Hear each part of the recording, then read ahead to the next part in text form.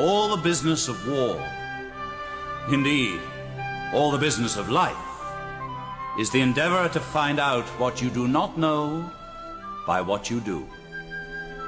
That I call guessing what's at the other side of the hill.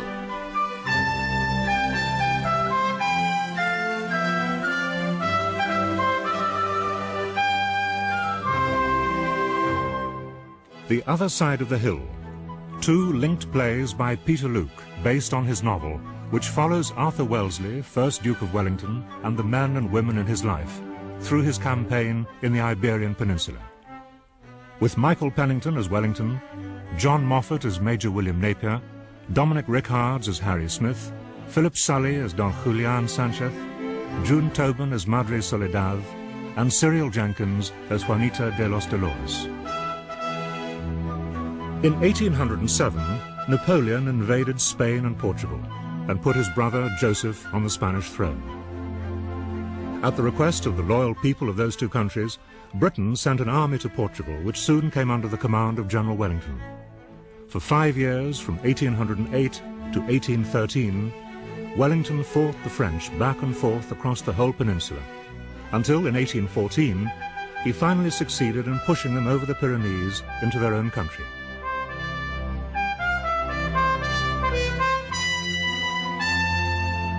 Part 1 of The Other Side of the Hill, It's a Long Way from Talavera, covers the years 1809 to 1812. Our guide through the complexities of these campaigns is a man who fought under Wellington and who subsequently became the first historian of that war. Major, later General Sir William Napier of the 43rd Light Infantry.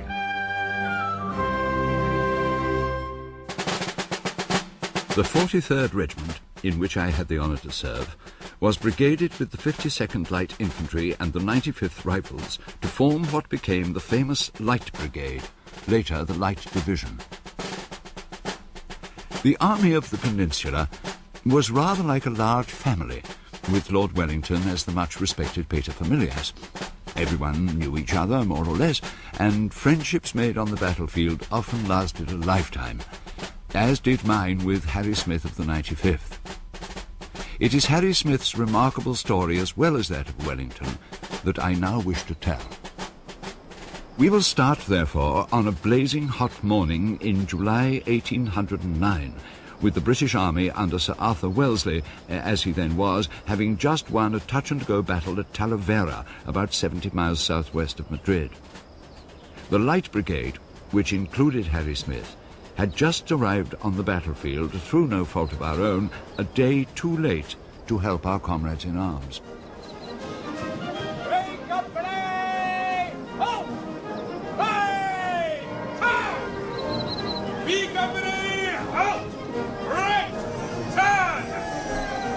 C company! Halt! Right! Turn! I company! Halt!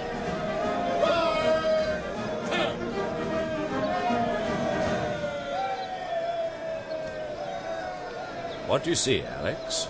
It looks like the Light Brigade arriving, General. Are you sure? I can distinctly see some green jackets. Timely enough, I dare say. Let them take over the pickets and bury the dead. Very good, sir. Fall out now, men, but no one to leave the area. Can we brew up, Mr. Smith, sir? No, Corporal Prickett, we may have to move again. Till we smoke then, sir. Oh, yeah. If you've got any tobacco, Palmer, I'll join you. Can one obey the call of nature, sir? How can I stop you, Doubleday? Downwind, chuck a stone at him. Even off, Prickett the bugger. God, oh, bloody mighty. Look at them bleeding dead.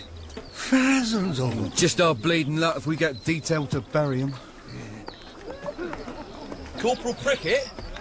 Where's Mr. Smith? I was here a moment ago, mate. Message from the company commander.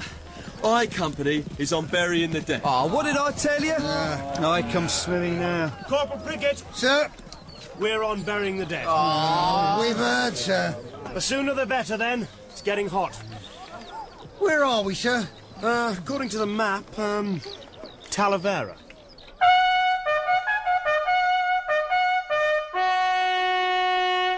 Casualty returns are heavier than I thought, General. What about the French, Fitzroy? About the same, sir, as far as we know at present. Well, the French who aren't dead have gone away, and we're still here. So I think we can say we've won, don't you? That seems a fair assumption, sir. So, write me up a victory that we can send to Whitehall. Here's General Crawford, sir.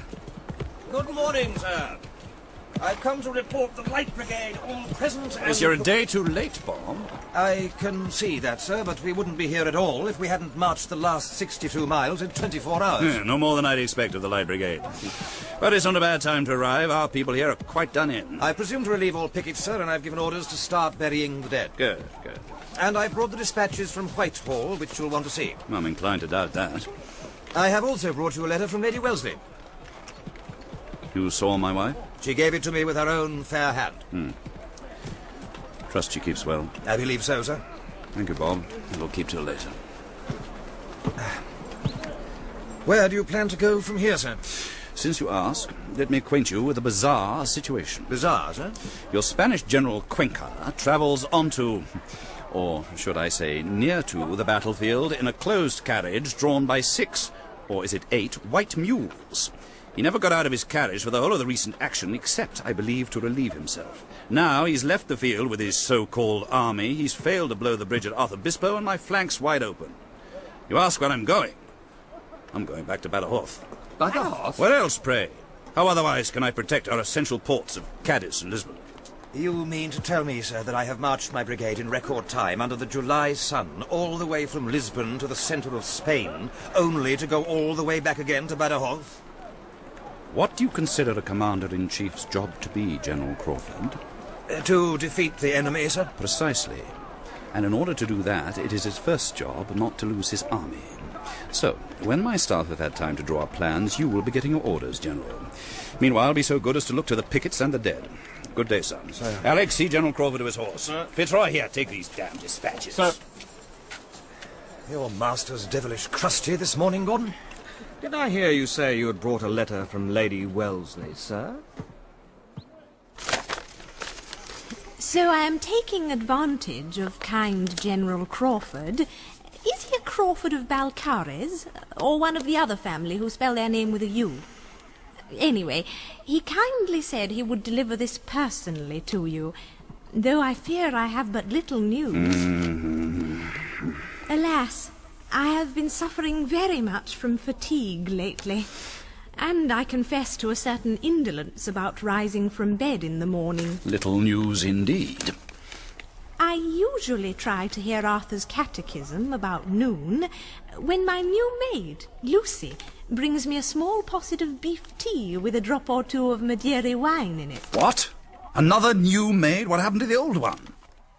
Dr. Fairchild considers it very strengthening for my nerves, which have been plaguing me.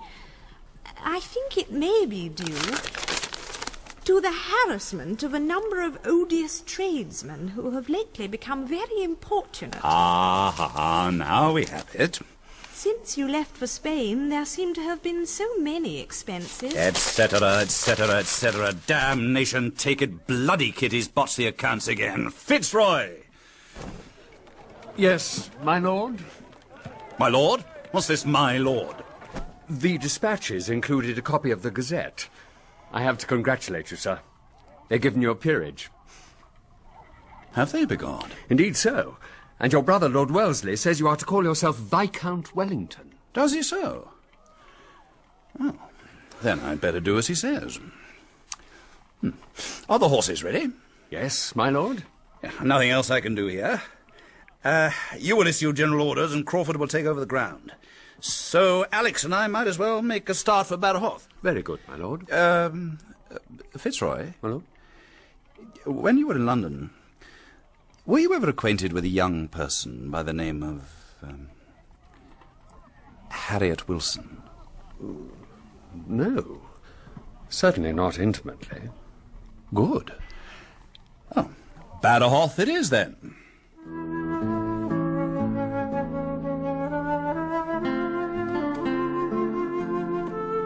I remember well the house where Fitzroy Somerset and Alex Gordon were billeted in Badajoz.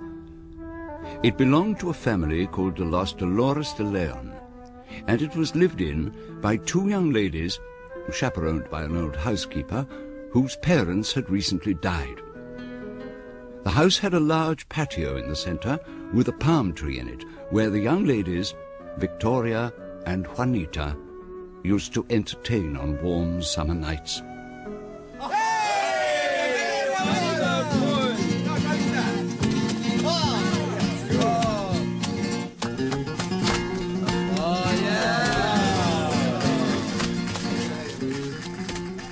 Among their young friends were some tunos, student musicians who wore romantic 16th century costumes and who played traditional music.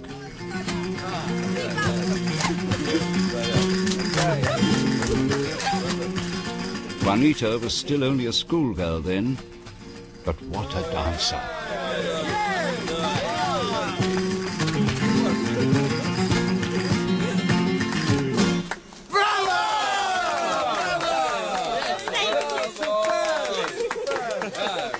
That's better than all that hoot-stoo stuff you do in Scotland, Alex. Says the Sassanach. You dance Sevillanas in Scotland?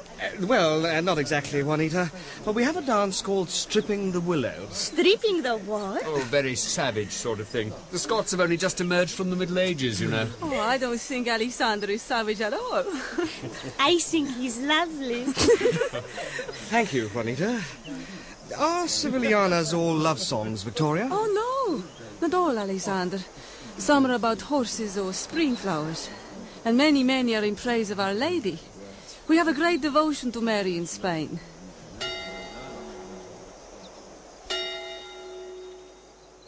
Hail Mary, full of grace, the Lord is with thee. Blessed art thou amongst women, and blessed is the fruit of thy womb, Jesus.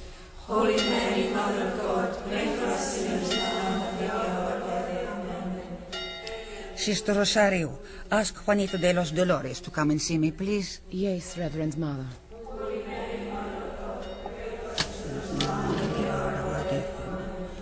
Hail Mary, full of grace, the Lord is with thee. Blessed art thou amongst women, blessed is the fruit of thy womb, Jesus. Holy Mary, Mother of God, pray for us sinners now and at the hour of our death. Amen. Come in.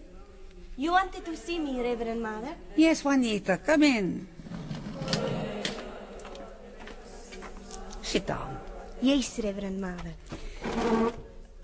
You have some British officers staying at your house, yes? Yes, Reverend Mother. They're very nice. One is a milord, and they both work for General Wellington. What are their names? One is Milord Fitzroy Somerset. He is a major. And the other is a captain from Scotland called Alexander Gordon. Good.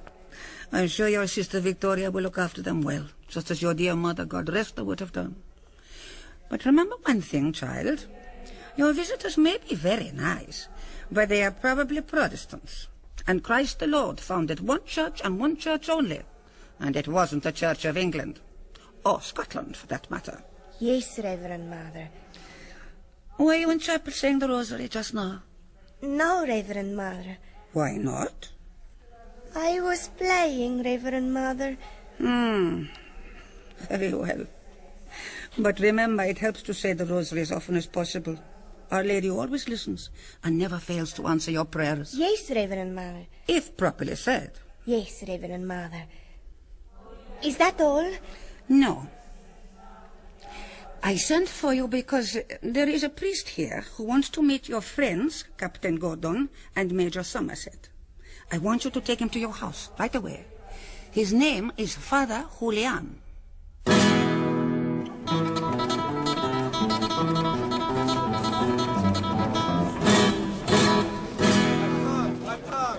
Your sister Victoria is married to Jacinto Raliana, no? Yes, Father.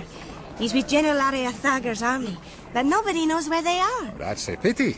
How do you mean, Father?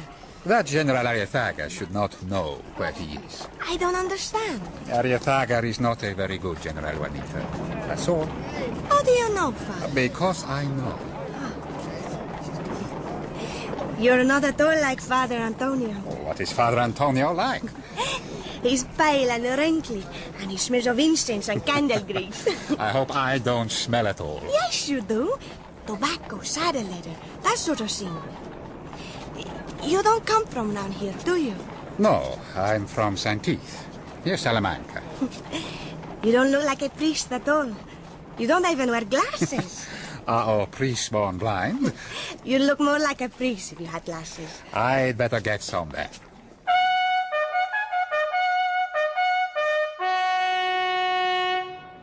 You guard, take post. Oh guard, right, turn. Right left, quick, march. Is he one of those partisan priests we've been hearing about? He's no more a priest than I am, my lord. He's a well-known guerrilla and a specialist in cutting out convoys and intercepting dispatches. Cutting out liver and lights, more like. Sure the documents aren't forgeries planted by the French? I've checked. Everything fits in with the facts, such as we know them. Then it's worse than I thought. What do you say this fellow's name is? Julian Sanchez. His nom de guerre is El Charro. He was in the Spanish army, but got out. Oh, small blame to him. Where is he now? Round at our billet, my lord. I'd like to meet this guerrillero.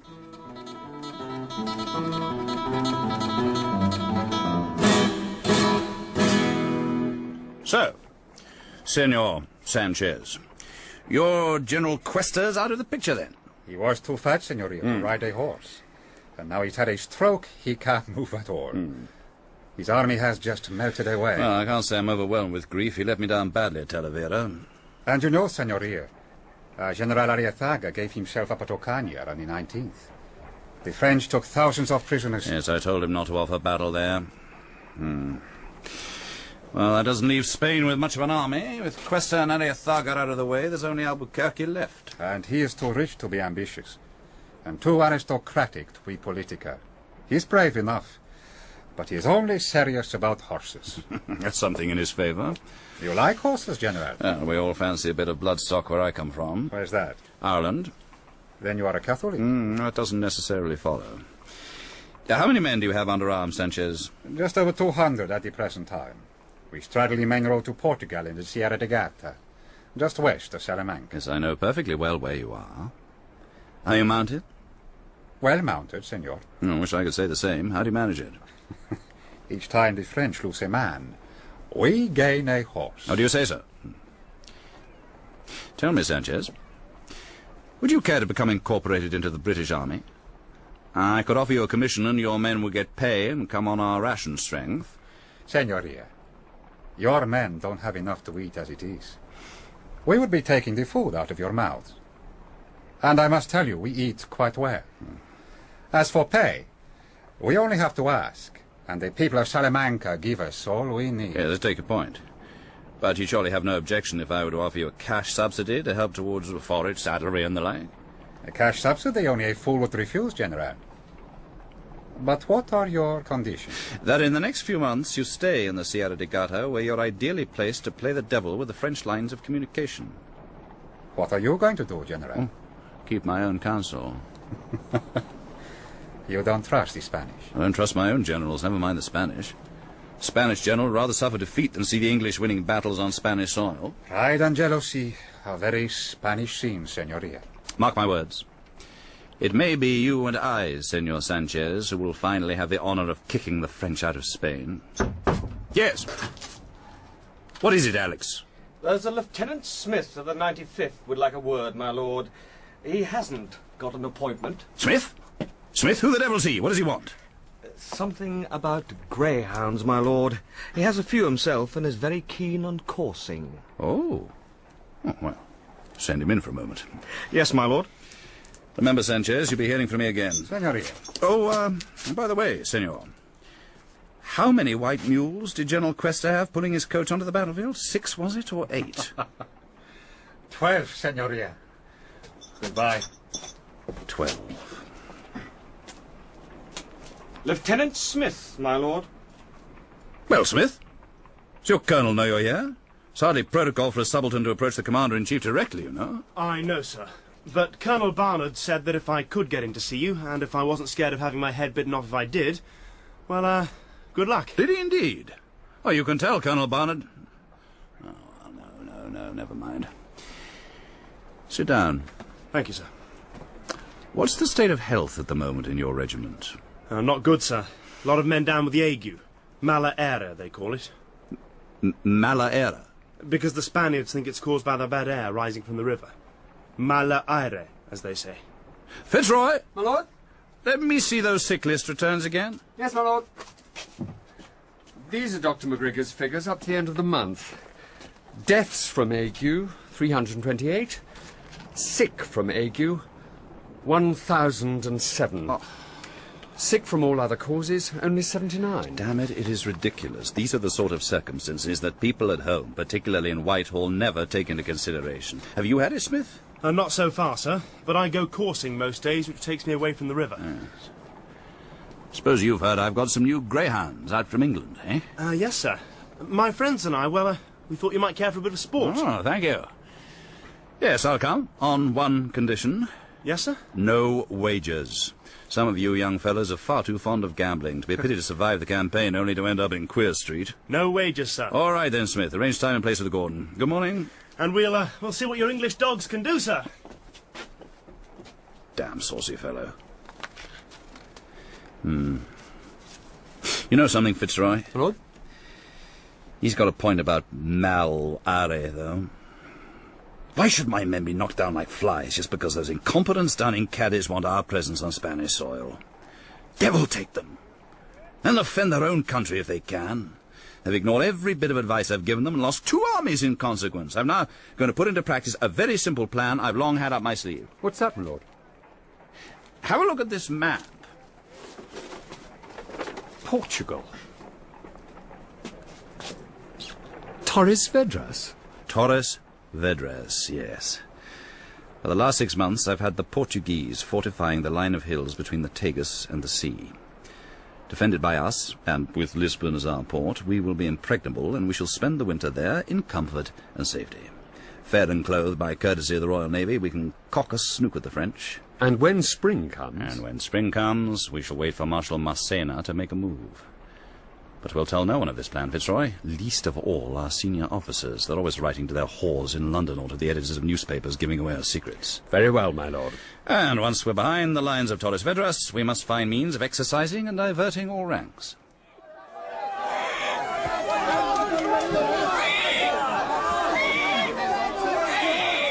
Look at that devil, Jackman! Tackle him, Jackman! He really wants that pig. Palmer's got it! Palmer's got it! Well done, the bomb-proof man! Any bets on bomb-proof Palmer? I'll bet on 13 platoon, Johnny. It'll go to 13 platoon, you'll see. Don't throw away your money, Harry. Oh, damn, Palmer's lost it. Oh, look who's here. Come to see the plebs at play, Cardo. I thought to take the air, see what the fancy's up to. Surprised you're not out there in the scrummage, Cardo. Catching a greasy pig, not in my line, really. The Colonel said he expected junior officers to participate. It's not that I wish to disparage my new colleagues' skills, on the contrary. It's just that I don't much care for pork meat. Who's that useless-looking fellow there? One of yours, Harry? Doubleday, Doubleday! He's down, he's down! Ha-ha! The pig's floored Doubleday! Ha-ha-ha-ha! Jackman's going for him again! Look! Jackman's got him! Yes, I think Jackman's really got him this time! What did I say? The pig goes to 13 platoon! Well done, Jackman! Just look at that damn fellow! Sweat, grease, pig, covered in it! Not a very edifying spectacle. As other ranks were diverting themselves on the field of sport, the officers were preparing to treat their Portuguese hosts to a performance of Richard Brinsley Sheridan's A School for Scandal. Thank you very much, gentlemen. Your Joseph service is excellent, Dan. Just the right evil touch. Thanks, Freer. Johnny, don't forget to keep that rather bumbling tone in your voice, right? Bumbling, right. Otherwise, your Sir Peter is splendid. Harry, dear boy, remember to have a good shave before tonight. Lady Teazle must be as alluring as possible. Now, any questions? Yes, in Act 4, just before I go to hide behind the screen, does Dan Cardo have to get quite so close behind me? Well, he has to be seen as lecherous as possible. Yes, but he keeps treading on my damn skirt. Well, look out for that, will you, Dan? Yes, of course. Sorry, Harry. Well, if that's all, tonight's the night, and good luck to us all. Just one more thing. No drinking before the show. Professionals never do. We're not professionals. All the more reason. Curtain up, 8 o'clock sharp.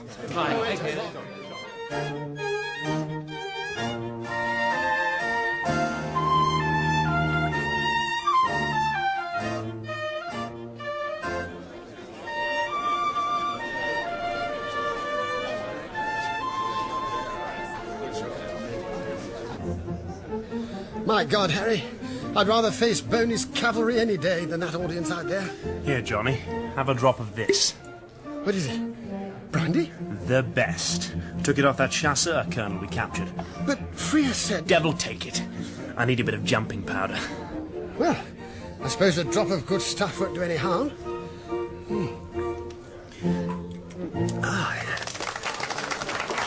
Oh, God. Here we go. Have another swig. Thanks, old man. I'm beginning to feel more confident about my lines already. It's not my lines I'm worried about. It's my bloody skirt.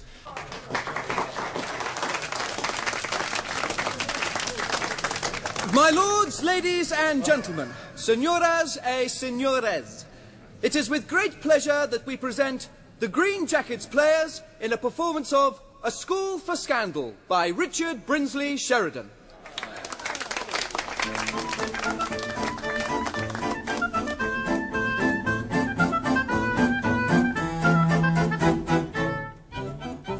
Heaven forbid, madam, that I should persuade you to do anything you thought wrong. No, I have too much honour to desire it. Don't you think we may as well leave honour out of the argument? Don't get so damn close, Cardo. Ah, the ill effects of your country education, I see, still remain with you. I doubt they do indeed, and I will fairly own to you... You're treading on my bloody skirt. And I will fairly own to you... That if I could be persuaded to do wrong... That if I could be persuaded to do wrong... It would be by Sir Peter's ill usage sooner than your honourable logic, after all. Do that again and you'll get my knee where it hurts. Then, by this knee... hand, which he is unworthy of... Beg pardon, sir.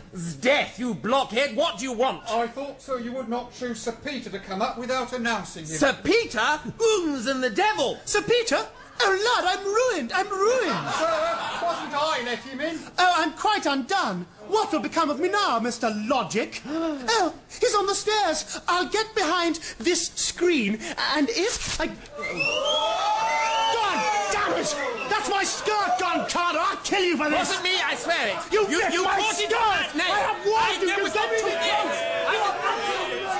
you! Ladies and gentlemen... Ladies and gentlemen, pray, a moment's silence. It seems our gallant Green Jackets have become involved in an engagement from which, most untypically, they have temporarily had to withdraw. Orchestra, be so good as to play God Save the King and let the curtain come down.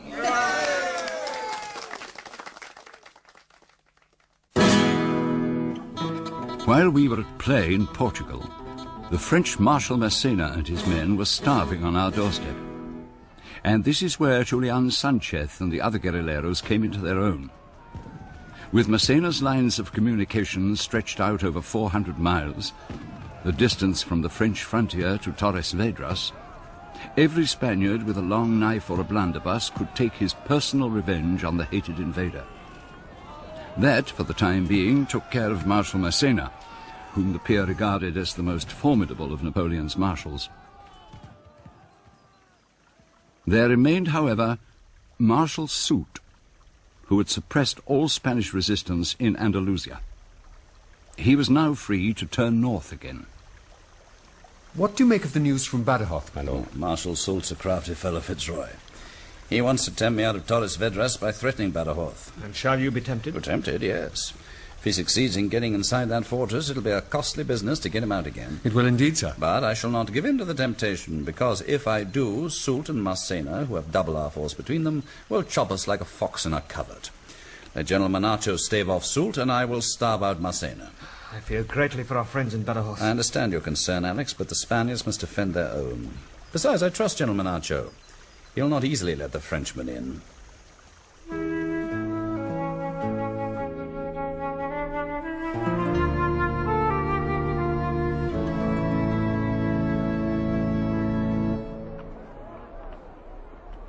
Do you mind if I smoke, Reverend Mother? I quite like the smell of cigars, General Monacho. Thank you.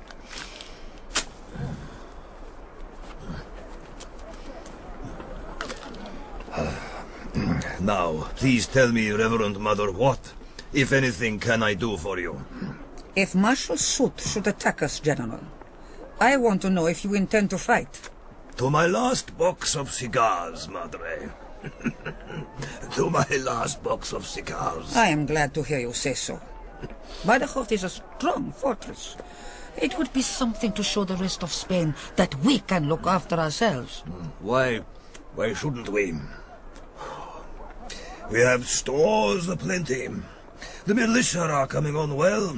It is only some of the regular officers I worry about. Oh, with reason.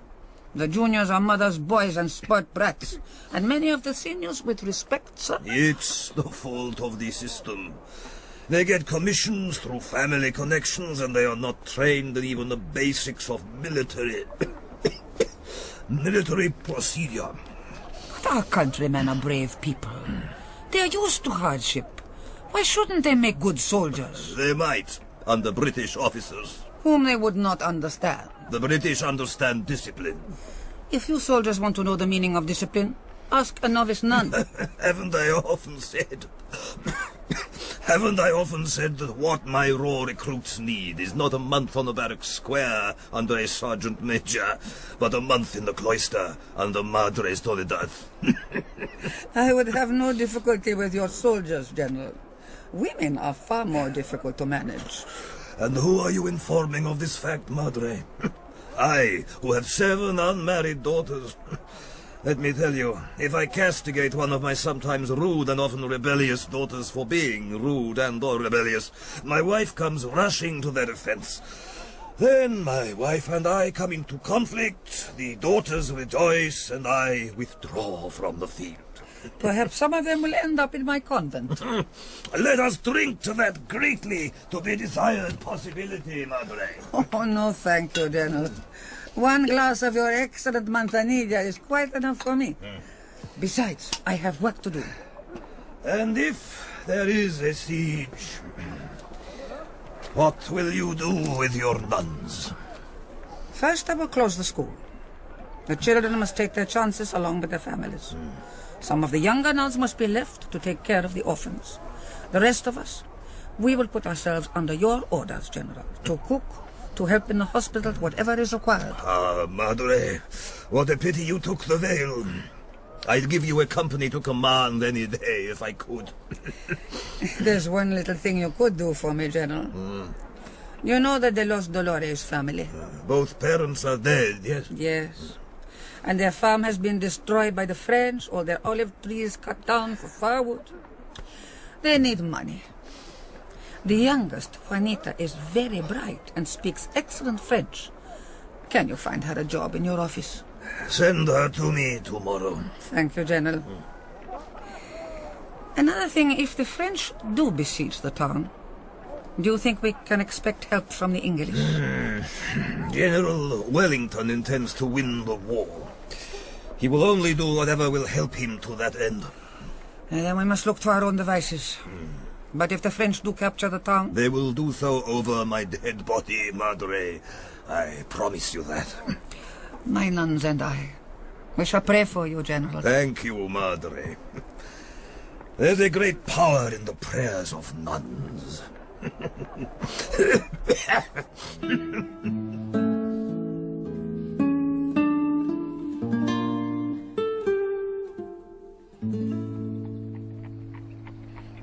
What will happen if the French take Badajoz, Vicky?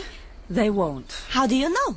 Well, this is one of the strongest fortresses in the whole of Spain, and General Marshal will never let them in. But if they did get in? They won't. But if they did? There's no point in thinking about it, Juanita.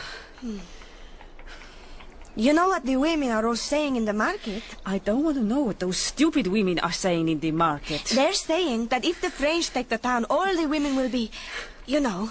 Oh, stop it. Stop it, stop it. I am sorry, Vicky. I am sorry there. Don't cry, please don't cry. I'm sorry for being so silly. My nerves are bad. I haven't felt well ever since Jacinto went away. Do you miss him? Yes, I do miss him. Jacinto wasn't very kind to you always, was he? How do you know, Juanita? Because I know. But if you miss him, you miss him. You're too young to understand. You think so? I understand everything. You forget. I spent much more time on our farm at Olivenza than you did. Miguelin and I used to watch the cows and the bulls. How can you be so shameless, Juanita? Anyway, that's not at all what I mean. Oh, yes it is. No. Let me try and tell you. I mean, all those times when I half wake in the night and I put out my hand to where he always is and there's nobody there. It's the familiarity, the comfort of having him there that I miss. Oh, who on earth can that be? Look out of the window, Juanita. He's a priest. I can't see very well, but it could be that young priest, or what's his name? Father Julian, who was here before, when the English were here. What does he want, I wonder? Perhaps he's taken a fancy to you, Vicky. What am I saying? A priest? The shamelessness of you. Go and let him in. Oh, goodness, what a mess. My hair. Hello, Annie. How are you, Vicky? Very well, thank you, Father. Is your sister Victoria? Yes, she is. Please come in. Thank you. Vicky, here's Father Julian to see you. Oh, good day, Father. Come in. Won't you sit down? Thank you, but I won't stay long. You're married to Jacinto Ariano, no? Yes, he's my husband. You know him? He comes from St. Heath. Yes, that's right. So do I. We were at school together. Oh. When I was last here in Badajoz to see Lord Wellington, Juanita asked me if I could find out about him. Yes. You have news. Yes, I have some news, but I'm afraid only of a negative nature. Oh, please, tell me, Father. Your husband's name is not on the list of those killed or wounded at the Battle of Ocaña. Oh, thanks be to God. But his name is not on the list of those taken prisoner of war, either. Oh. Well, then you mean he is missing? Yes. Jacinto Ariano would appear to be missing.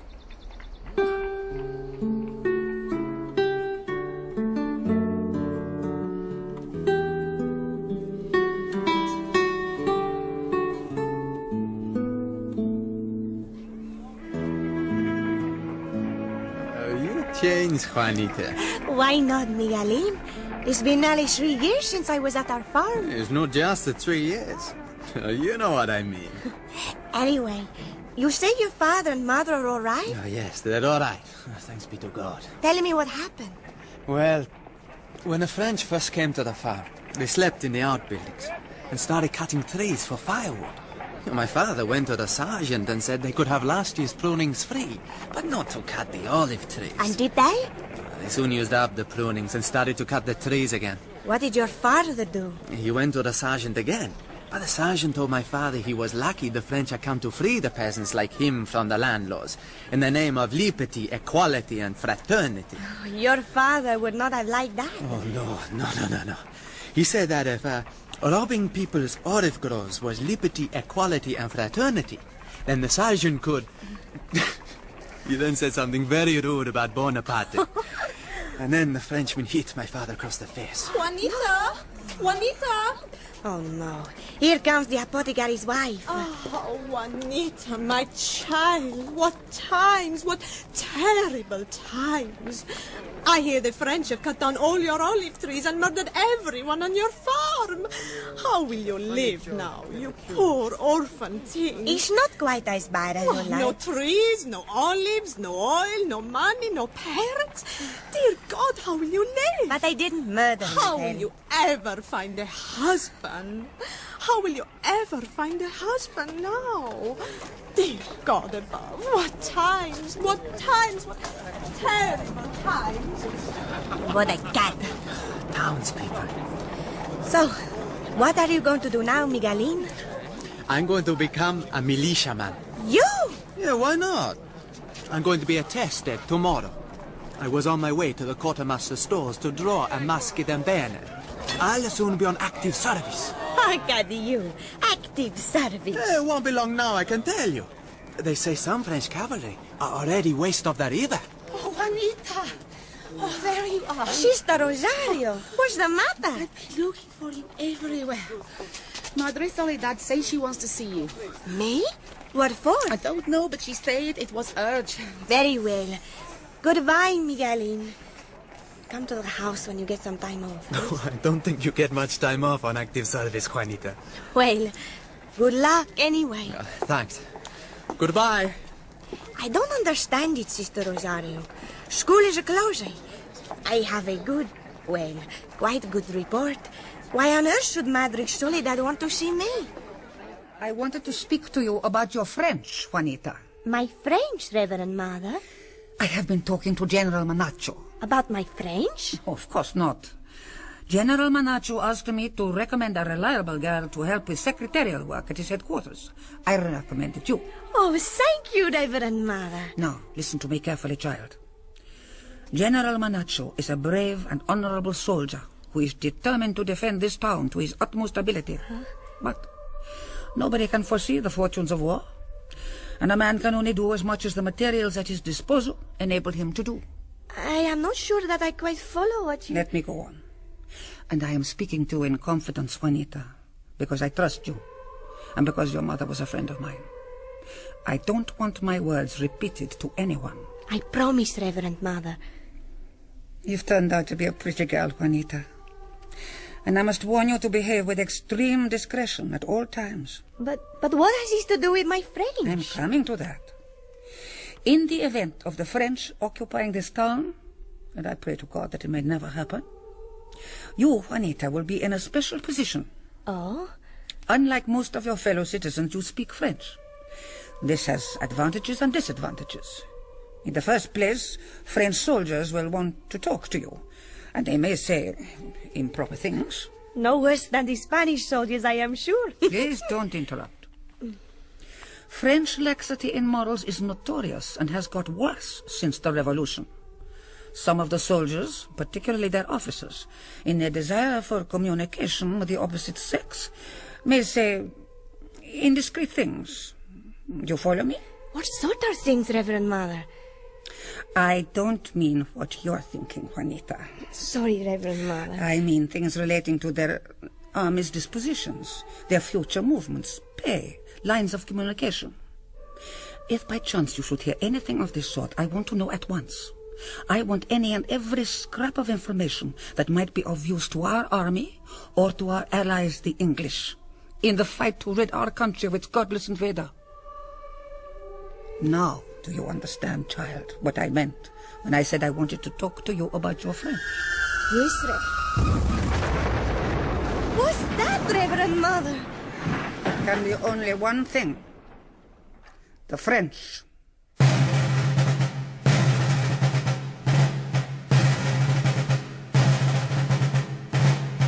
The worst fears of the inhabitants of Badajoz were realized when, in January 1811, Marshal Soult marched north and besieged the town.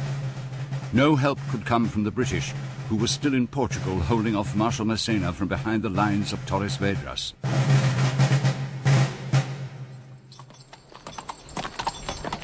Do you think the French will get into Badajoz, Fitzroy? The peer doesn't seem to think so. All the same, it's awful to think of our friends there being menaced by General Soult while we're unable to do a damn thing about it. I appreciate your concern, Alex.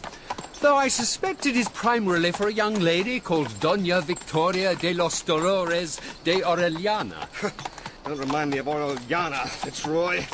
I've already entertained some unworthy thoughts about the possibility of his being killed in action. Perhaps he has been. Stop it.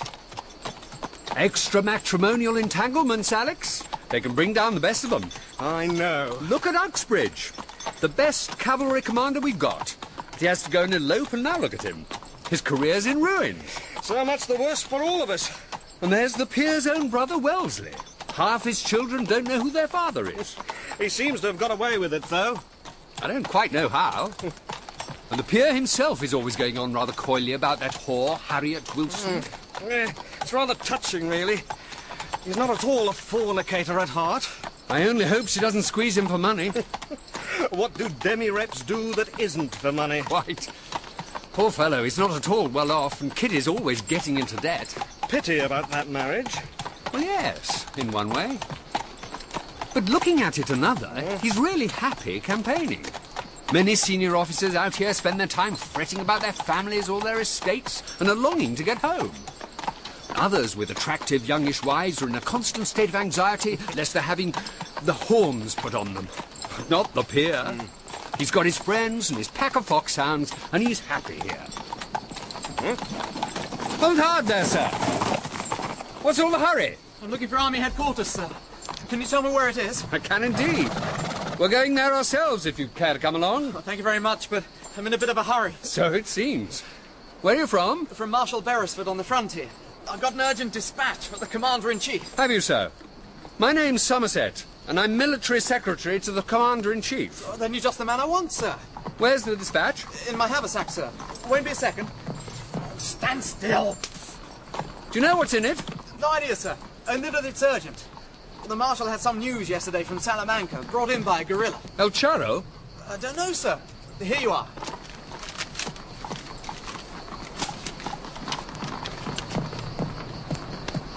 My God. Come on, Alex, at the gallop. Right. Follow on, whatever your name is.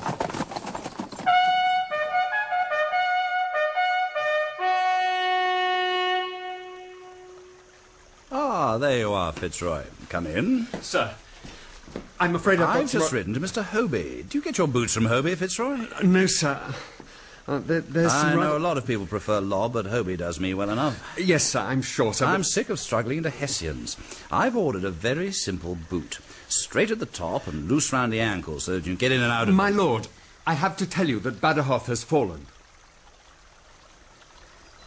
Hell and damnation. How? Why? General Menacho was killed by a stray ball. Someone called Imaz took over who didn't apparently put up much of a fight. Damnation take it. I was counting on Menacho. With Marshal Soult sitting pretty on the frontier, Massena can now hang on here for as long as he likes. Damnation! What's up out there? Alex will attend to it, sir. It's O'Malley of the Light Dragoons, my lord. He said Massena's gone. Gone?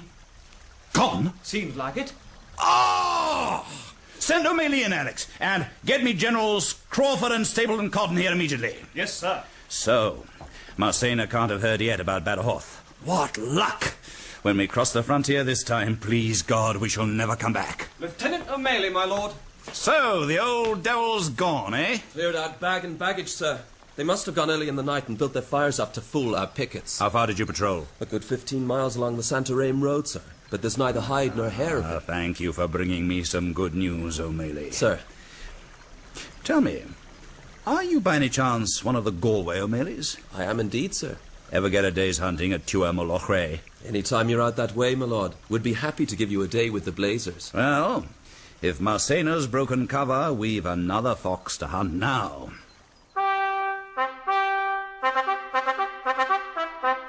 Wellington had literally starved out the French, and Marshal Massena was now obliged to take the long road back to their strongholds of Alameda and Ciudad Rodrigo in northwestern Spain. Spring was now come, and the British soldiers were happy to be on the move again, though perhaps they had become a little slow and soft during the winter months in Portugal.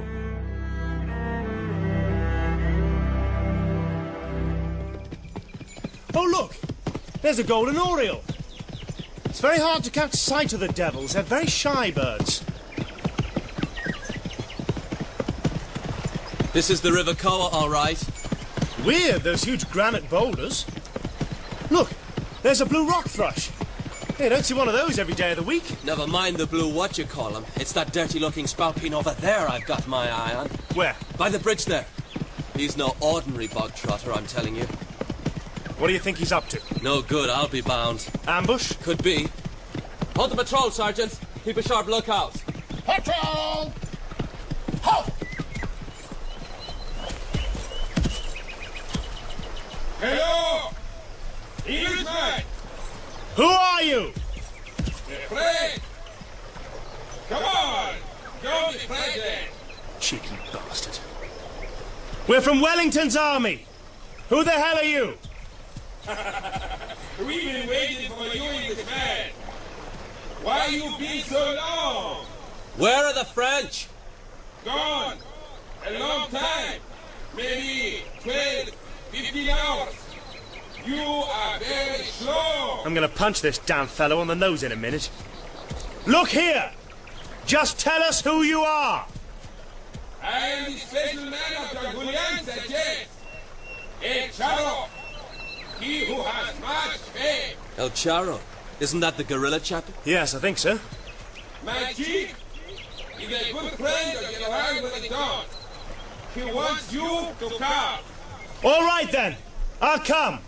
I don't know about that, Harry. My orders are to keep going till we see the Frenchers. Then we'd better split up. You go on with the patrol. I'll go and visit El Charro. Do you think that's wise now? I don't know if it's wise, but he should be able to tell us a good deal about the state of the French. Besides, I want to see how they live, these guerrilleros.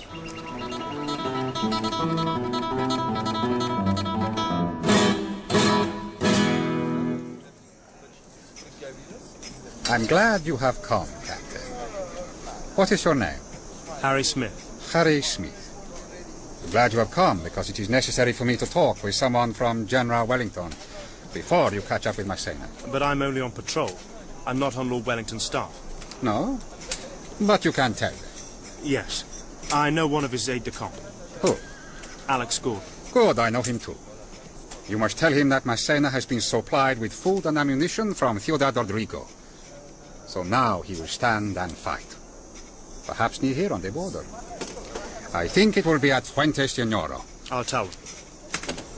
Marshal Massena must be feeling a happy man now that Soult has taken Badajoz. Taken Badajoz? Soult didn't take it, he bought it. You look surprised, my friend. Well, I'm not used to opposing generals buying and selling fortresses. Oh, you mean you have no traitors in your country? Well, how should I know? Our country's not been overrun by the French. Well, at least not since 1066. Right, my friend.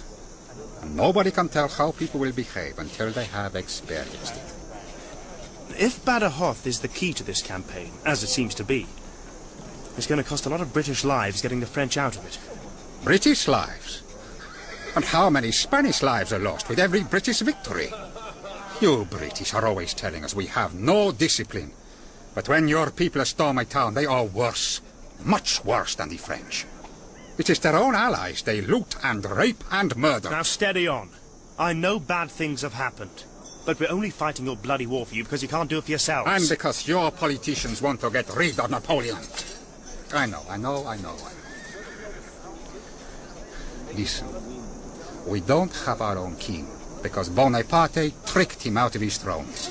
We don't have any leadership because we don't have a government. Just a set of politicians playing their own dirty games. So we have to depend on you English, who rape our women and plunder our towns. What can you do? Our fellows fight like the very devil to capture their objectives. If they achieve them, those that are still alive, they go straight for the drink. In no time at all, they don't give a damn who or what they're fighting for. What are you fighting for, Captain? What are you doing in Spain? That's easy enough. I took the king's shilling. I hold the king's commission. I'm bound to fight whoever or wherever it is required. I too was once a regular soldier. But that is not why I'm fighting now. So why do you fight? See this earth. It's mine. And no French bastard of the Great Whore is going to take it from me. That's why.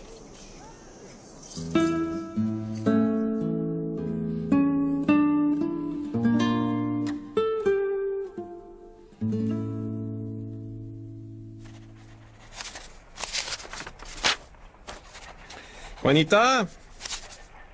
Juanita, I've signed the letters. Yes, Capitan. Coming, Capitan. Yes, Capitan. Coming, Capitan. My name is Jean-Pierre Soult. I have told you you may call me Jean-Pierre, have I not? Yes, Capitan. Yes, Capitan. We work in the same office. Why all this formality? It is necessary to be formal because you are the enemy. What do you mean I'm the enemy? Do I look like an enemy? Do I have Spanish babies impaled on the end of my sword? You are the enemy of the Spanish people, Capitan. Idiotic. I am in the town hall of Badajoz, helping to administer the town, and you are in the town hall of Badajoz, helping me to help administer the town. Somebody has to do it. Does it matter whether it is the French or the Spanish? Or the English. Oh, yes. The English. They were here, you know. They will. And will be again. How can you say that? Nobody can predict the fortunes of war. Before the English can get back into the Badajoz, they will have to defeat Marshal Massena, they will have to take the fortress of Alameda, and they will have to capture Ciudad Rodrigo. There is a convoy now on its way to reinforce Ciudad Rodrigo with men, food, and supplies of every sort. Oh, really? Yes, indeed. I must go and have my lunch. My landlady is very strict. Ah, the apothecary's wife. She's also very mean. I hope she feeds you properly. Oh, one must not complain in time of war, but you know we French are not accustomed to so many dried beans. At home we have... Where is your home, Captain? In Gironde. I live at Barsac, near Bordeaux. Oh. You are married? Certainly. We have a little boy aged 4. How nice. Now you better go for your lunch, or the apothecary's wife will be cross. I know what she's like. I'll see you later, my little cabbage.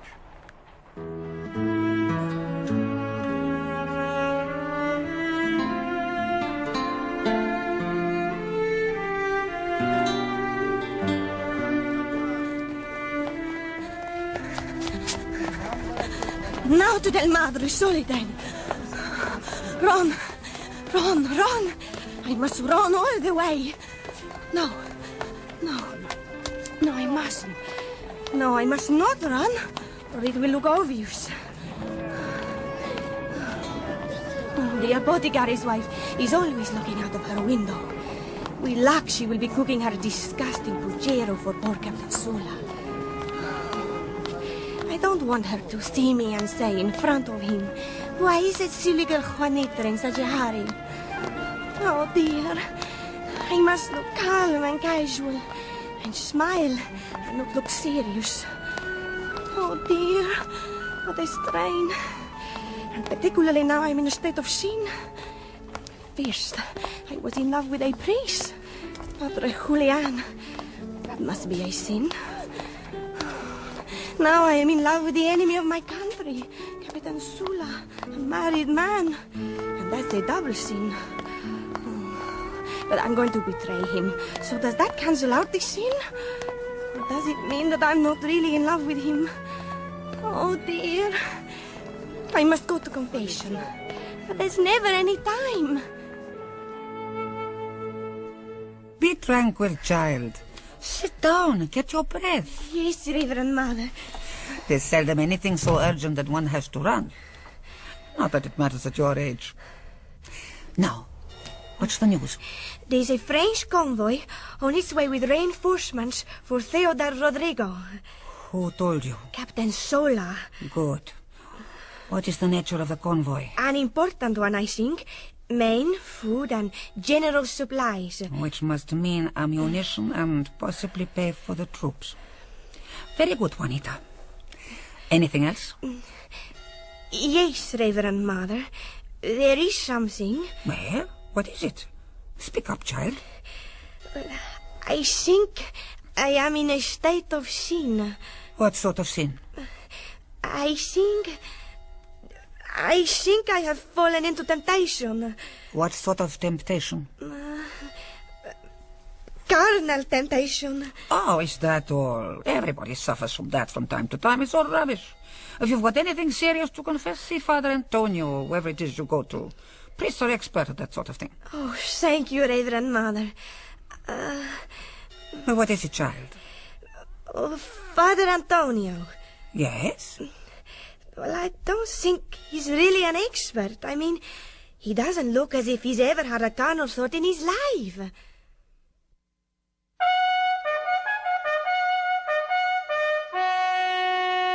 General Pakenham, my lord. Ah, come in, Ned. Sit down. Tell me, have you had any problems with the commissariat, getting rations up and so on? My men have been marching 20 miles a day on near-starvation rations. And when the food does come up, it's not fit to eat. Then, when the poor devils do a bit of scrounging on the side, you threaten to hang them for looting. To answer your question, if I could get my hands on that commissary, I think I'd shoot him. Well, you'll have to take your turn. How's that? The commissary was in here 5 minutes ago, complaining bitterly that Bob Crawford had threatened to shoot him. Well, if Bob says he's going to, he probably will. Yeah, that's what I'm frightened of. I've written to my brother Wellesley to sort the whole lot out. He's quite well in at Whitehall, and he's a damn sight more diplomatic than I am. How about a glass of Madeira, Ned? It's quite well, considering the shaking up it's had. Oh, good. Thank you. You know, talking of Whitehall, reminds me of St. James's Park. The favourite place for taking the air of a young person by the name of Harriet Wilson. Oh, you know her, Ned? Most certainly I do. Thank you.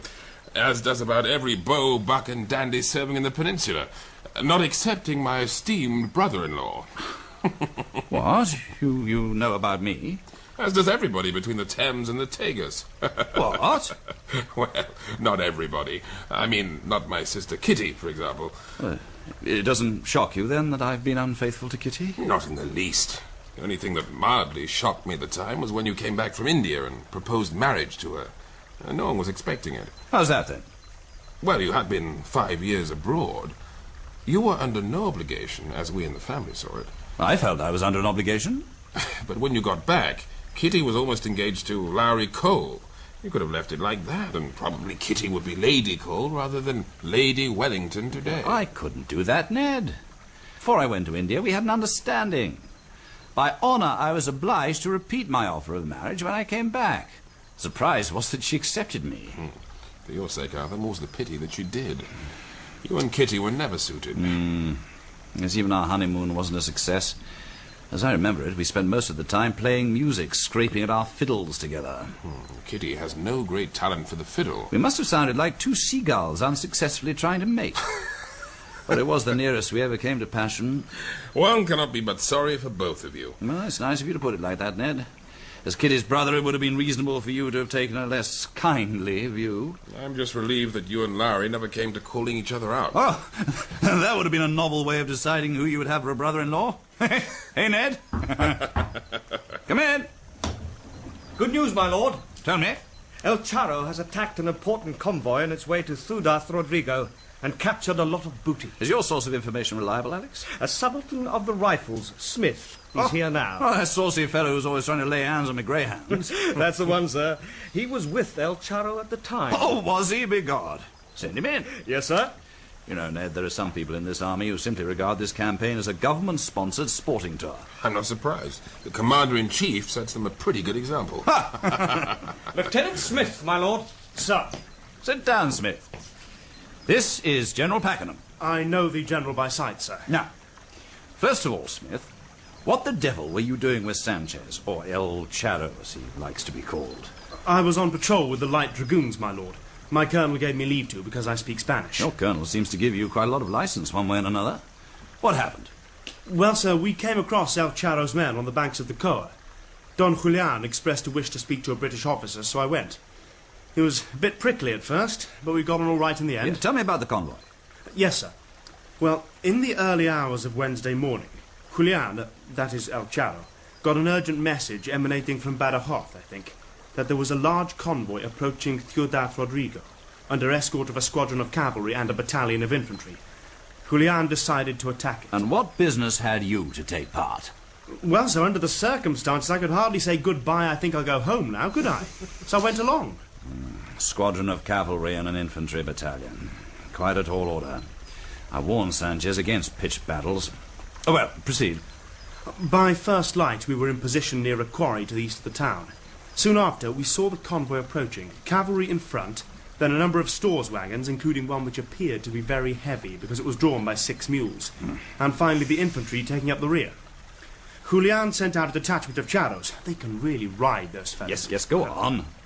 They were to go and pull faces at the Frenchmen. The French cavalry immediately gave chase, and the charros, pretending to be running away, led them beautifully into the quarry where we blocked them in. I don't suppose any of them got out alive. Yes, meanwhile, sir, the commander of the convoy must have lost his head, because he ordered the stores wagons to make a run for it towards the town, while the infantry formed square to receive cavalry. What then?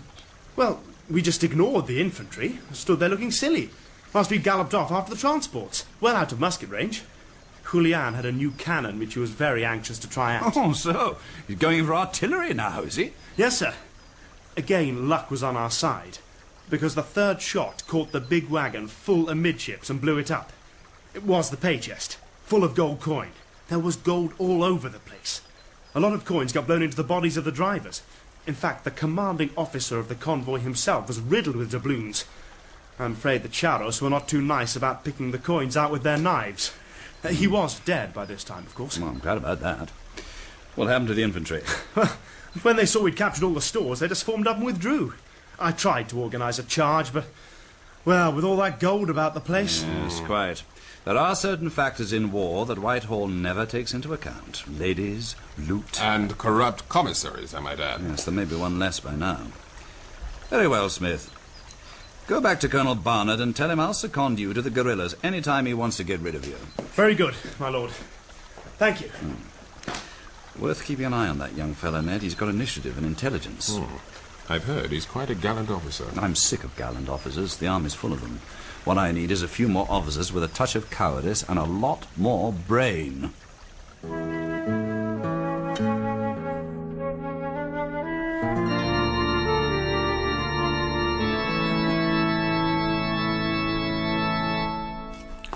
$196, $197, $198. Why have so many of these coins got a black sticky substance on them, I wonder? 199, 200. 200 gold doublones for the convent. How very kind of Don Julian. What a lovely windfall, Reverend Mother. What are you going to do with it? Oh, there's so much that wants doing, Sister Rosario. The lavatories are a disgrace.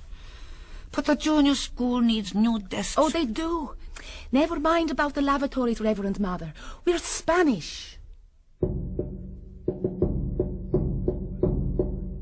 Lord Wellington finally caught up with Massena and defeated him at Fuentes de Oñoro, just as El Charro had predicted.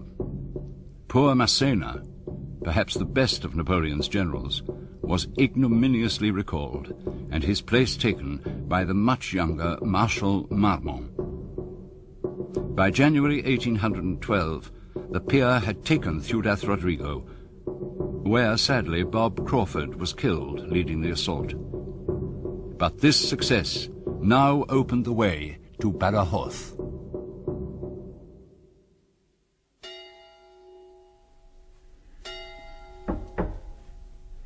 Please see who that is, sister. Yes, Reverend Mother.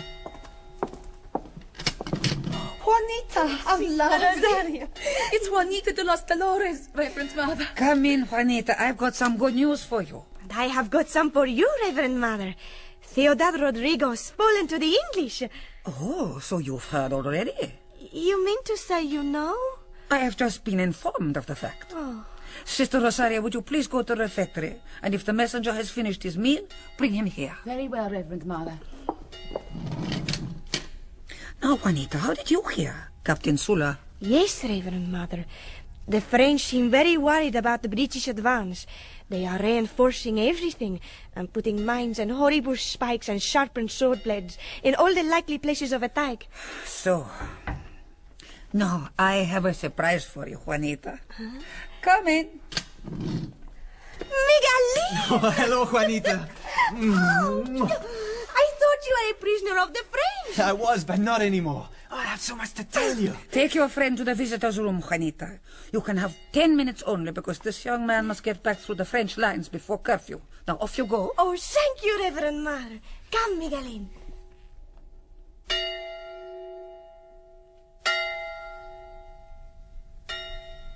When we realized that the column was getting near Salamanca, we thought they'd probably put us in a prisoner of war camp there.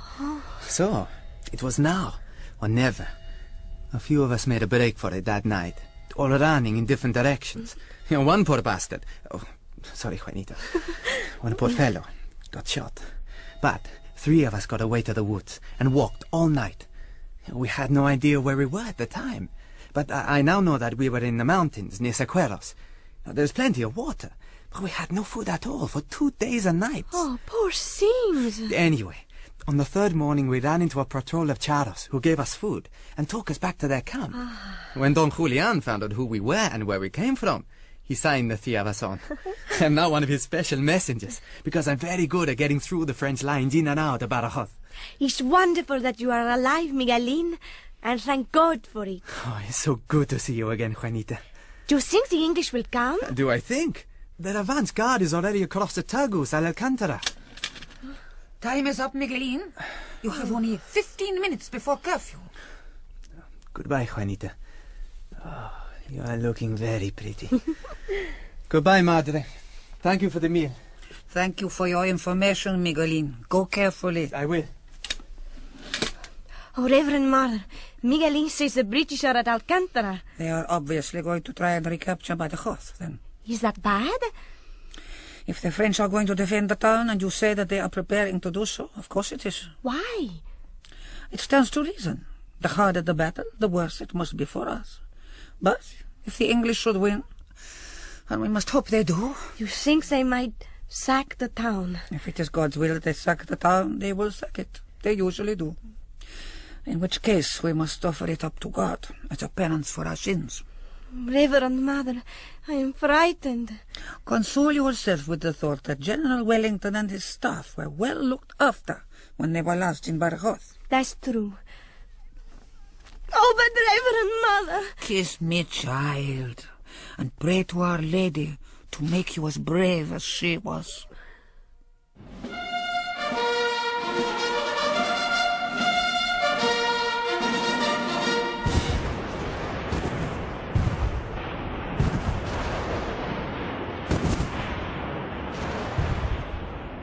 After a 20-day battering from our guns, on Easter Sunday 1812, the breaches in the walls of Badajoz were declared practicable. The scene was now set for one of the most savage battles of modern times. From every unit taking part, its forlorn hope, a storming party of volunteers to do or die, stood by to force an entry into this vital border fortress. But the French, under a resolute commander, were as equally determined to keep us out. The breaches in the walls of Badajoz have been declared ready, and the assault will take place tonight. I'm calling for volunteers for the forlorn hope. The forlorn hope that's going in at the Trinidad breach. Major O'Hare and Captain Kincaid are leading it, and Sergeant Prickett is with them, and I need 7 more men. Volunteers for the forlorn hope. Come on, 13th platoon, let's have you. What do you want to go and volunteer for, Pongo? I just thought I would, that's all. You must be balmy. It's so bleeding cold here, I kind of fancied something a bit hotter. Oh, yeah. You'll be in for a hot place soon enough, volunteering for the forlorn hope. You'll be roasting for all eternity. Ah, very poetic. But I'll be in good company, won't I? What do you mean? Well, I volunteered for you as well, didn't I? You what? You volunteered for me? Nobody can't volunteer for nobody else. It's a private matter. It cannot be done. Smithy's got your name on his list, hasn't he, though? I'm not volunteered never in me bleeding life. Not for nothing, I haven't. Oh, God.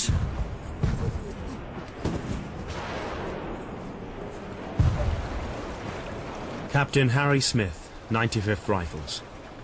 The breach and the ramparts were full of the enemy, looking quietly at us, although not firing a shot. As soon as our ladders were ready and the column in the very act to move, our commanding officer, Colonel Barnard, called out, Now, O'Hare!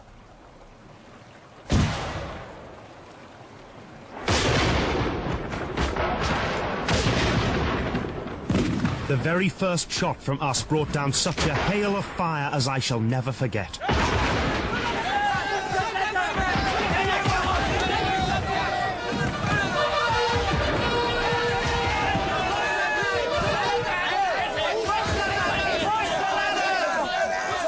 We flew at the ladders and rushed at the breach.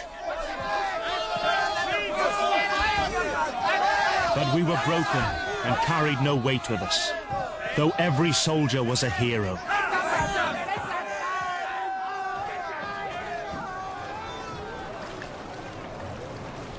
I am Corporal Edward Costello of the 95th Rifles. For the second time, I volunteered for the Forlorn Hope. After having received a double ration of grog, we fell in about 8 o'clock in the evening. I happened to be on the right of the front section, when my old officer, Major O'Hare, came up with Captain Johnny Kincaid, both in command of the storming party. A pair of uglier men never walked together, but a brace of better soldiers never stood before the muzzle of a Frenchman's gun.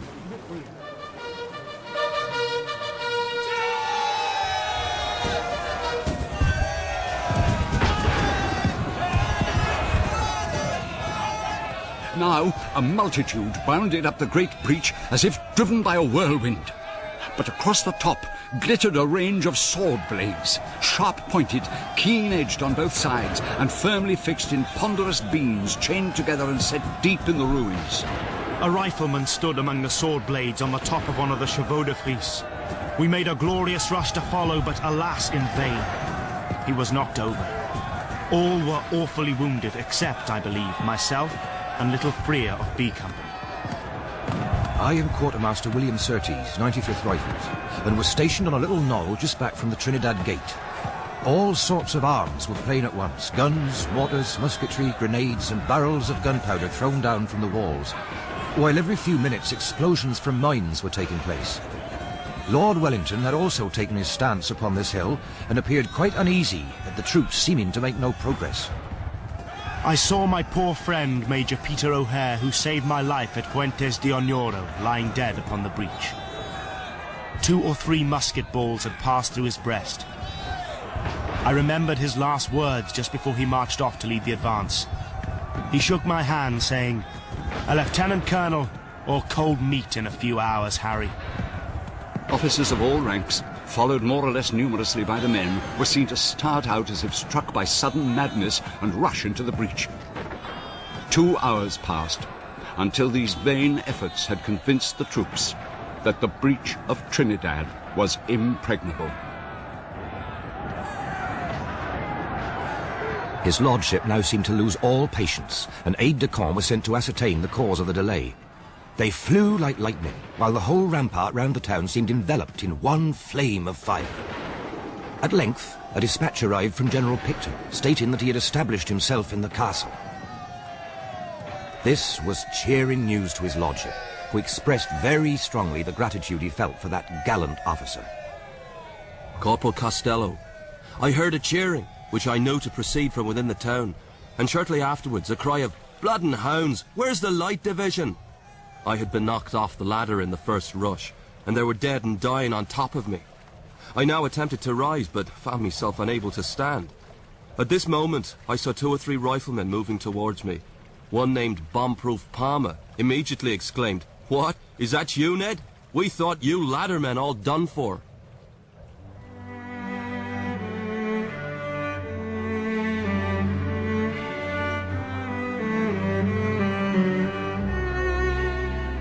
Yet who shall do justice to the bravery of the British soldiers?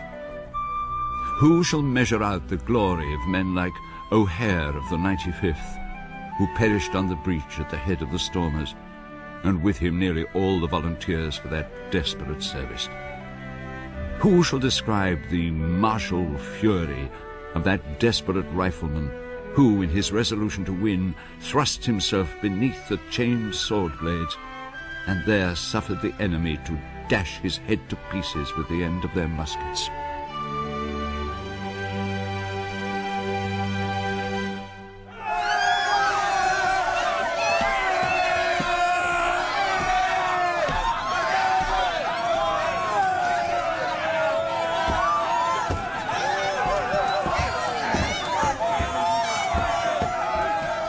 Now comes a scene of horror I would willingly bury in oblivion.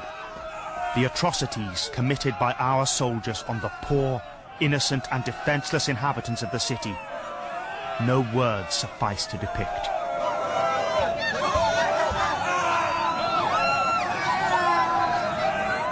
Supported by Palmer, we proceeded in the direction of the marketplace. We entered a house that was occupied by a number of men of the 3rd Division.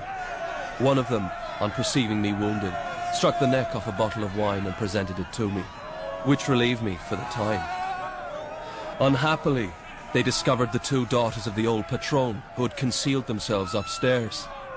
They were both young and very pretty. The mother, too, was shortly afterwards dragged from her hiding place. I will not dwell on the frightful scene that followed. Some other men broke into a local convent, and God forgive them, had their will on the nuns there.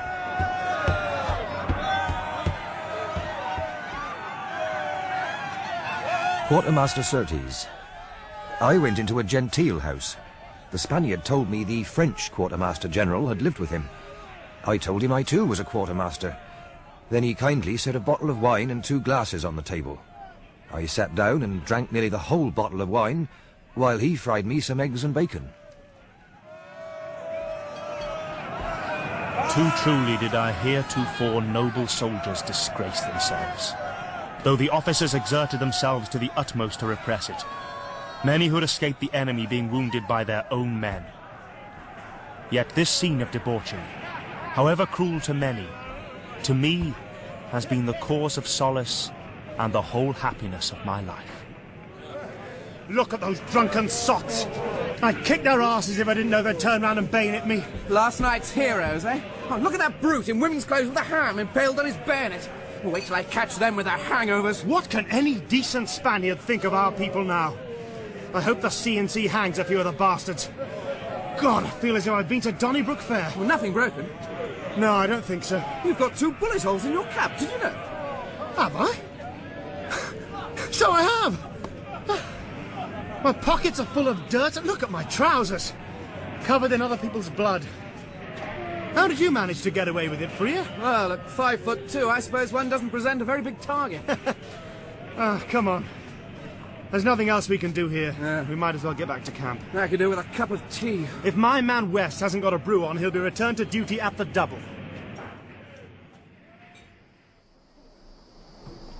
Cup of tea, sir. That's very welcome, West. Here you are, Mr. Freya. You enjoy it while it's hot. Thanks, West. Oh, here comes Captain Kincaid, sir. My God, Johnny! I thought you were a goner. Where'd you get that fine horse from? One of the French.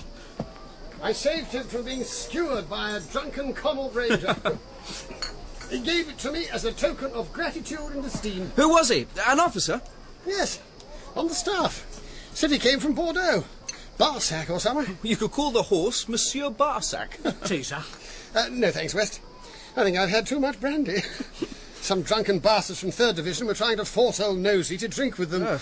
They were calling him Old Fellow, if you please. Uh-oh, how did he like that? Touched his hat with his forefinger, said morning, and rode on, as if he were going to breakfast at Boodle's.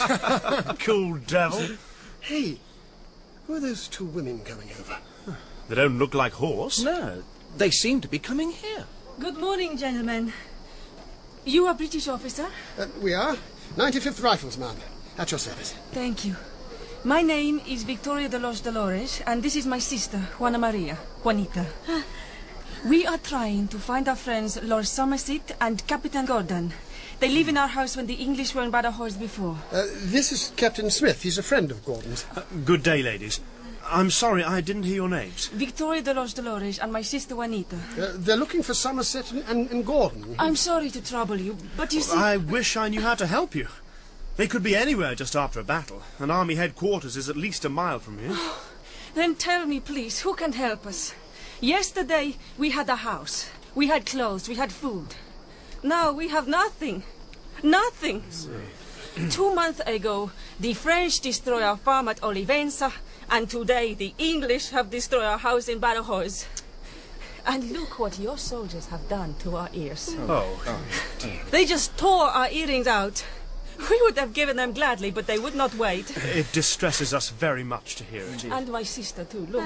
They are worse than brutes, I'm afraid, when they get hold of the drink. The truth is, it may take some time to find Captain Gordon or Lord Fitzroy Somerset. Meanwhile, how can we help you, ma'am?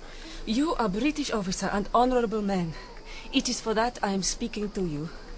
I am a married woman, and my husband is in the army of General Arizaga, but I have not heard from him for 2 years. I must go to Madrid to find out if he is alive or dead. That could be dangerous. For myself, I am not worried, but it is for my sister, who is only 14. Only 14? But so, I have to find my husband, and I must take our old maid with me, because a woman cannot travel alone. Of course. But I must find protection for my sister, which is why I wish to speak to our friend Lord Fitzroy and Captain Gordon. Certainly, we shall help you to find your friends. But meanwhile, you both need look no further for protection. I will guarantee it here and now. Thank you.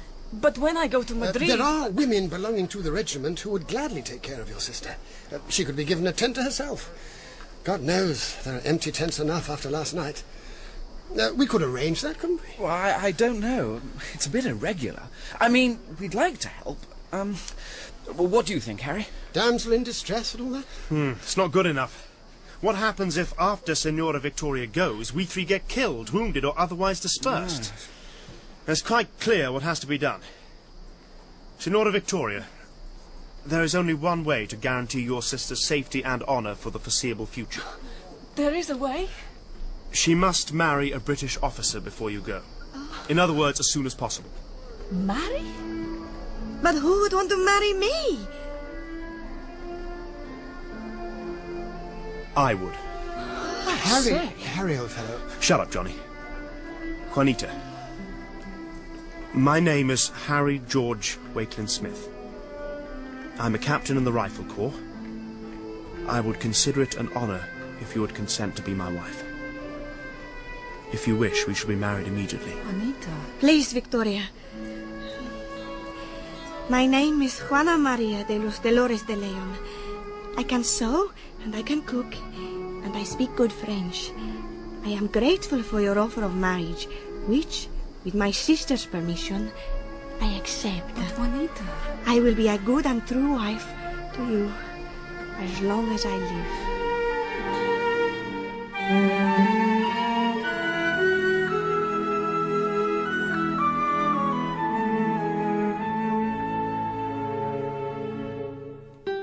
In It's a Long Way from Talavera, the first of two linked plays by Peter Luke, based on his novel The Other Side of the Hill, Michael Pennington played Arthur Wellesley, Lord Wellington. John Moffat, Major William Napier. Dominic Rickards, Captain Harry Smith. Cyril Jenkins, Juanita de los Dolores. Philip Sully, Don Julian Sanchez. And June Tobin, Madre Soledad. Major Lord Fitzroy Somerset was played by Christopher Good. Captain Alexander Gordon, David Bannerman. Corporal Prickett, Ronald Herdman. Rifleman Doubleday, Clarence Smith. Rifleman Jackman and Captain Freer, Mark Straker. Rifleman Palmer and Migueline, Neil Roberts. Rifleman West, Eric Allen. Captain Kincaid, Terence Edmund. Captain Sula and Lieutenant Dan Cardo, Alan Barker. General Crawford, General Menacho and Quartermaster Surtees, Brett Usher. Lieutenant O'Malley and Corporal Costello, Andrew Winkett. General Pakenham and Onyo, Colin McFarlane. Victoria, Emma Fielding. Lady Wellesley, Melanie Hudson. Sister Rosario, Teresa Stratfield. The music was composed and conducted by Tom Eastwood and performed by Paul Archibald, Richard Bengerfield, Adrian Brett, Charles Dickey, Bill Worrell and Simon Weinberg. The Other Side of the Hill was directed by Glyn Dearman.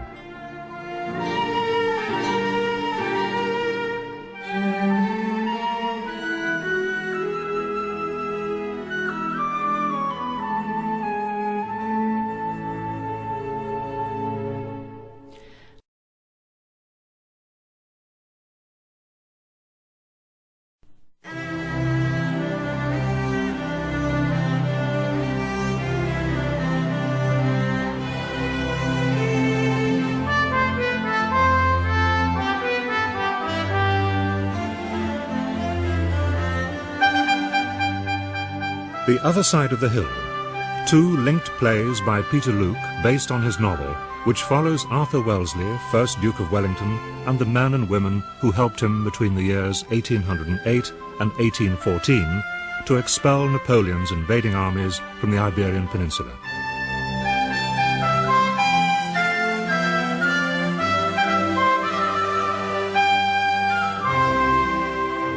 With Michael Pennington as Wellington, John Moffat as Major William Napier, Dominic Rickards as Captain Harry Smith, Cyril Jenkins as Juanita, Philip Sully as Don Julian Sanchez, June Tobin as Madre Soledad, and David March as Goya. In Part 1, Lord Wellington, as Commander-in-Chief of the British Army, laid siege to and finally took by storm the key town of Badajoz on the Portuguese border. In this, as in other battles, he had no help from the regular Spanish forces. On the contrary. Now the story is taken up by someone who not only played an active part in the Peninsular War, but who has also written the first and probably definitive history of these campaigns, Major, later General Sir William Napier of the 43rd Light Infantry. The Other Side of the Hill, Part 2, The Long Road to Waterloo. Let me first say that the average Spaniard made as brave a fighting soldier as I have seen on a day's march. But the generals under whom he had to serve, oh dear. General Cuesta nearly caused us to lose the Battle of Talavera. General Arriazaga threw away an army at Ocaña near Madrid, and General Emath sold the fortress town of Badajoz to the French. Little surprise, therefore, if Wellington preferred working with the gallant and effective guerrilla troops, such as those commanded by Don Julian Sanchez, alias El Charro. In his headquarters outside Badajoz, Wellington briefed the guerrilla chief before withdrawing behind the lines of Torres Vedras in Portugal. It is vital to my plans, Senor Sanchez, to have you in the Estremadura Mountains straddling the French lines of communication. Marshal Marcena has many more men than I have, so I intend to stretch them and to starve them. It suits my plans equally well, Señoria. It will be my pleasure to molest him. A shot in the dark, a knife at the throat. It will not be a happy time for any French on the road to Portugal. Yes, good. But beware of your Spanish generals. As I've said before, they would rather suffer defeat than see the English winning battles on Spanish soil.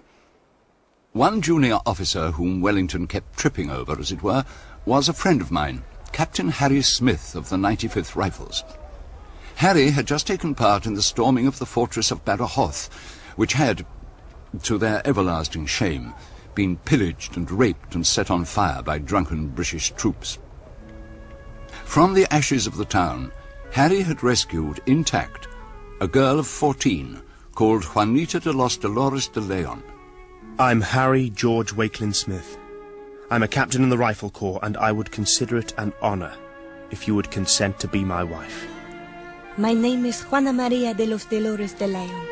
I can sew, and I can cook, and I speak good French. I will be a good and true wife to you as long as I live. Thus we left them in the 95th Rifles lines, with Badajoz burning in the background. But then an unexpected problem arose. In order for Harry to marry Juanita, a Catholic, they needed a priest. But all the clergy of Badajoz had fled with their antique bishop to the distant monastery of Guadalupe. The day was saved by a chance meeting with Don Julian Sanchez, shortly after his visit to the commander-in-chief.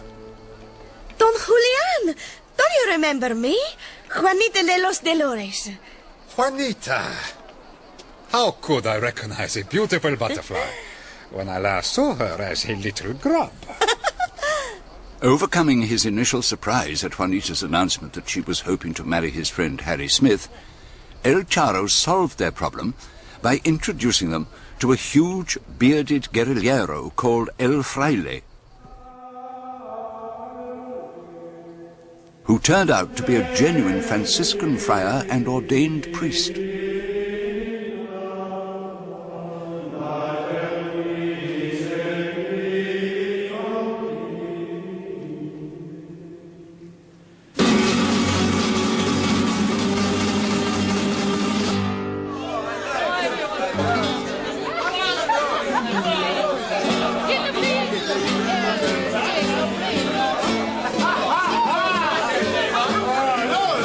Fitzroy?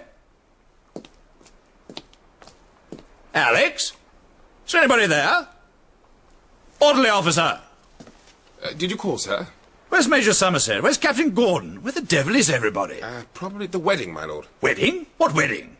Who the hell has taken it into his or her head to get married while Badajoz is still burning? I'm not sure, my lord. I heard it was someone in the 95th.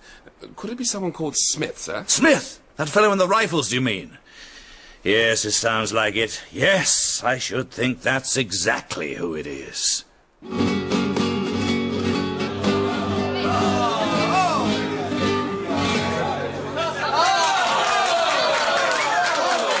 Ladies and gentlemen! Ladies and gentlemen! May I interrupt this wonderful party just for a moment? I would just like to drink a toast to Don Julian Sanchez and his charros, who have made all this possible. Don Julian!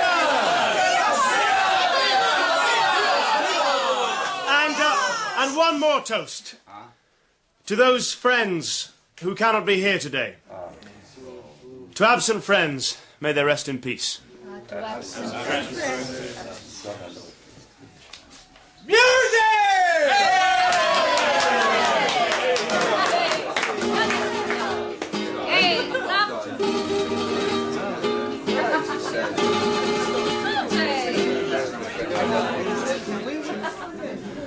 Juanita, I long to kiss you. I do. But first, tell me please your name again. That must be the most original remark ever made by a bride to her groom. I was christened Henry. Henry? Henry. Oh, Enrique.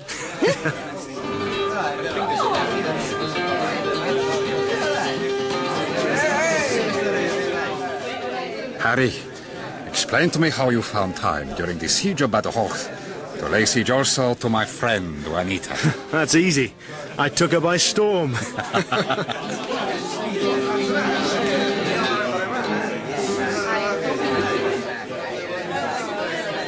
It may be a comfort to you to know, Senor Sanchez, that this morning Lord Wellington gave orders for a gallows to be erected in the main square. For the benefit of his own troops, I hope. A gallows has a very sobering effect on a certain type of Englishman.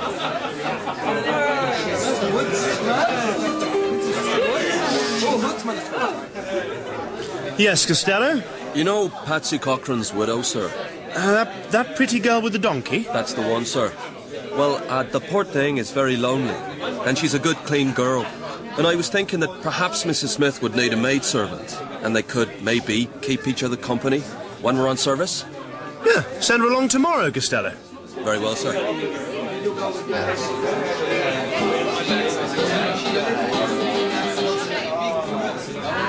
Pity you didn't invite the Commander-in-Chief, Harry. I didn't have the nerve. Oh, Lord Wellington loves a good party.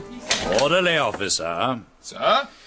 When anybody who normally works at my headquarters deigns to return to duty from weddings, balls, picnics, or whatever social engagements they're attending, tell them that the Commander-in-Chief is in his office wasting his time because he cannot move his army without a staff. Very good, my lord.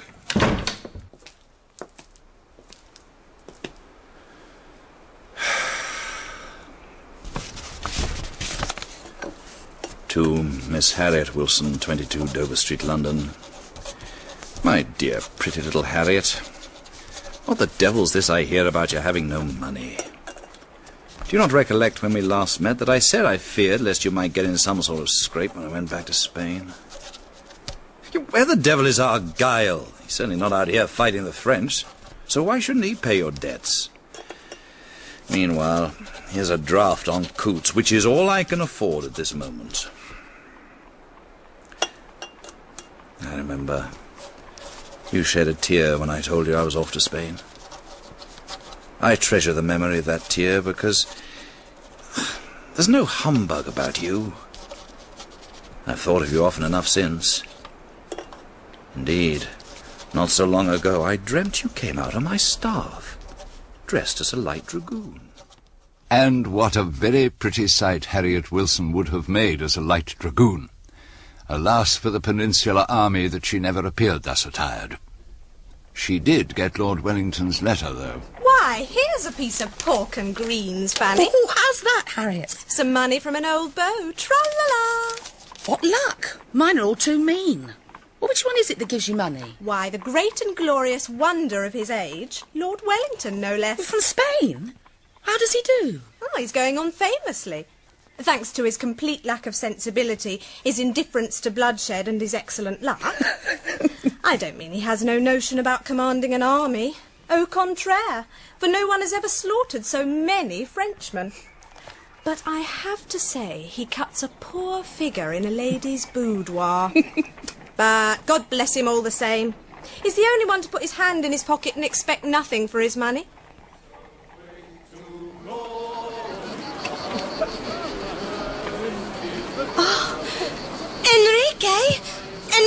Why? What is it, my love? Come and see. Oh, it's the French POWs. We've been holding them here in Badajoz. POWs? Prisoners of war. Where are they being taken? Oh, I don't know. The officers will probably be shipped to England to keep them out of mischief. Now, I can't imagine what it must have been like for you living under the enemy, poor darling. It improved my French. Oh, you spoke to them? Well, I had to. I worked in the town hall, and I can tell you, I learned quite a lot. What a lot we've got to learn about each other, sweetheart. I would like you to kiss me. Not here, darling. Who's that tall fellow staring at you, Juanita? Where? There. Oh! No, Capitan! Au revoir! Who is that damn fellow? Capitan Sula. He was the French officer in charge of the town hall. I worked for him. Have I reason to be jealous, Juanita? Of course not. He has a wife and a little boy he loves very much. They live near Bordeaux. All the same. I'd rather it was farewell, not au revoir. But it makes me feel so sad. War's a sad business, darling. Oh, look! Here comes Johnny Kincaid, remember? Yes. You met him at the wedding. He's just been made adjutant. Hello, Johnny. Hello. You look a bit put out, old fellow. What's up? I've just seen the Frencher who gave me this horse. Bit embarrassing, really. Fortunes of war, old boy. That's not what I came to see you about. Would you excuse us, darling? Johnny and I need to talk shop. I need to help Jenny Cochrane tidy up the tent. There's a spot of bother, Harry. What? But it just happens that our friend Sanchez is a close friend, or perhaps relative, I don't know, of the Mother Superior of the convent in Badajoz. And? Some of the nuns were raped. I wouldn't put anything past the 3rd Division. 3rd Division were not in that sector of the town. Oh. Well, who was it then? I Company. Your old 13 platoon. Damn their eyes. Why can't they ever keep out of trouble? I'm afraid it's serious, Harry. You see, the Mother Superior, Madre Soledad, is not just any old nun. She's something to do with British intelligence. Do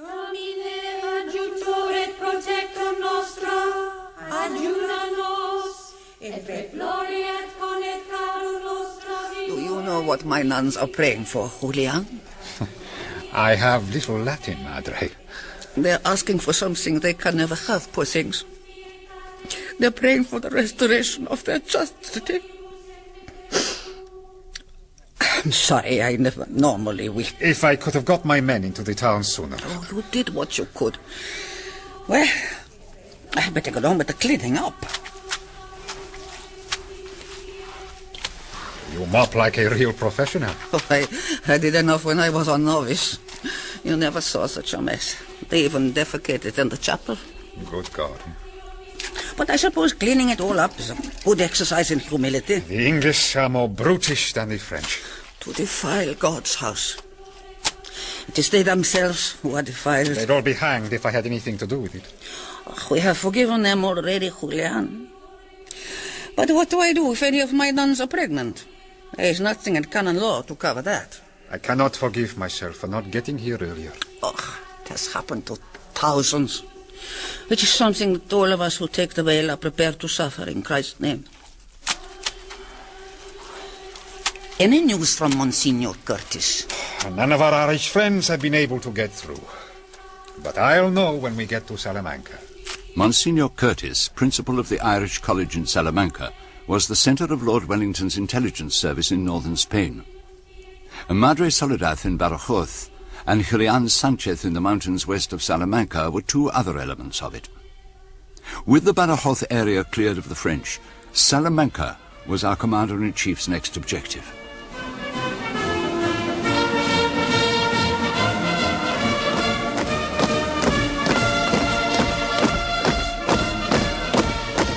With the army on the march again, Harry Smith had his duties to occupy him.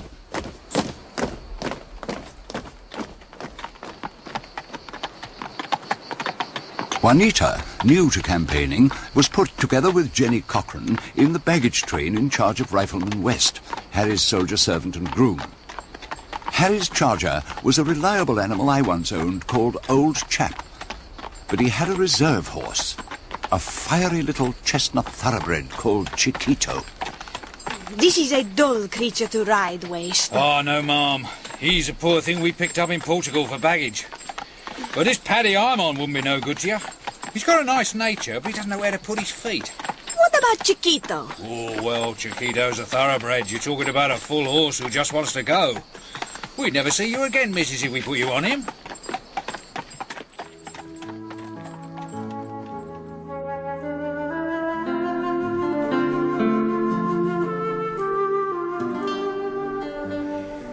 Oh, Enrique.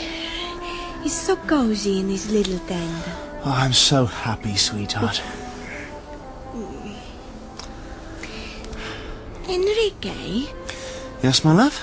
Who is that fair lady I often see riding? She looks very pleased with herself. Fair lady? Oh, you mean Lady Wargrave? Does she ride a thoroughbred? Oh, sure to. Her husband commands a cavalry regiment. What is the difference between a thoroughbred and any other horse? A thoroughbred is a strong and beautiful animal, with a mind and a will of its own that needs a skilled and bold rider to get the best out of him. By comparison, an ordinary hack is little more than a vehicle. So, I am riding a vehicle. Well, in a sense. But when you've had more experience... I can ride Chiquito. Well, not Chiquito, but... He's a Spaniard like me, Enrique. We would understand each other. Perhaps you would, too. You're a little thoroughbred yourself. And you like riding.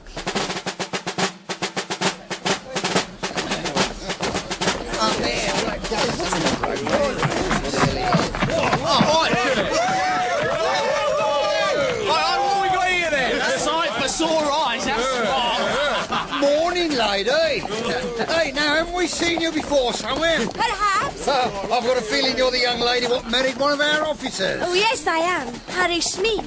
Come again? Please? What name did you say? Harry Smith. Oh, yes. Mrs. Smith. This is Mrs. Smith. You're making fun of me, no? Oh, sorry, ma'am. No disrespect intended. They're a wicked lot, the lads of 13 platoon, and they do like to have their bit of fun. I am pleased to make your acquaintance, senores. You are my husband's platoon, no? You can say we're pretty well known to Mr. I beg his pardon, Captain Smith. He must be missing us now he's been promoted. Oh, yeah. I'm sure when he goes to bed at night, he says, oh, well, I hope Paul Pongo Prickett and Billy Doubleday are all right. And when he wakes up in the morning, he says, oh, wonder how Sniper Jackman have bought Bruce Palmer off today. That he miss, eh? Now, Jackman, that'll do. Hey, but I can make some introductions, Mrs. Smith, seeing as how we're going to be campaigning together. Now, that there's Rifleman Sniper Jackman. Bit of jailbait if ever there was one. I do. Hello. Now, that sorrowful-looking creature is Rifleman Billy Doubleday. Misery. Keep your hand on your small change when he's around. Now, Pongo. Hey, and that's Rifleman Palmer, otherwise known as the bomb-proof man, because he's so thick, no weapon invented will go through him. No, sorry, missus. And you, senor, who are you? Tell the lady the truth, Pongo. I'm Sergeant Prickett. No sergeant, mind. No common rifleman like this here. Rifleman, best man in the army! I look forward to getting to know you all better.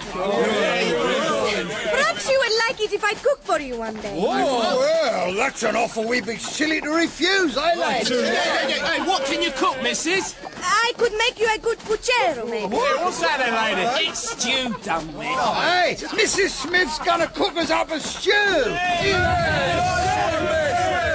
Yeah, and I can hear something else and all. There is thunder, yes? No, Mrs. Smith, that's not thunder. It's something you'll hear plenty more of now you're up the sharp end with the rifles. What is it? That's gunfire, Mrs. Smith.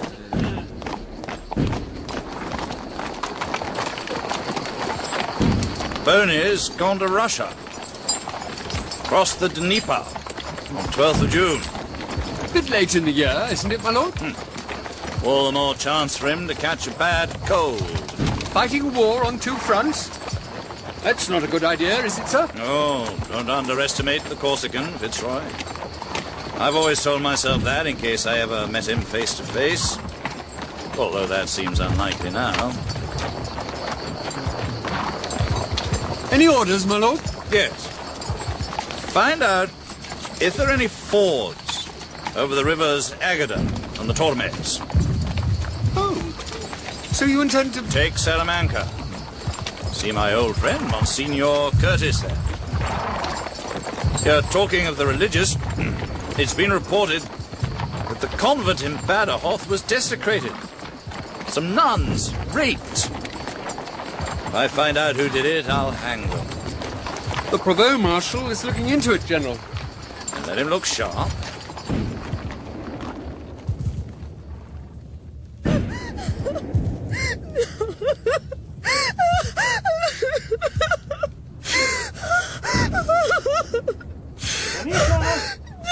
Juanita!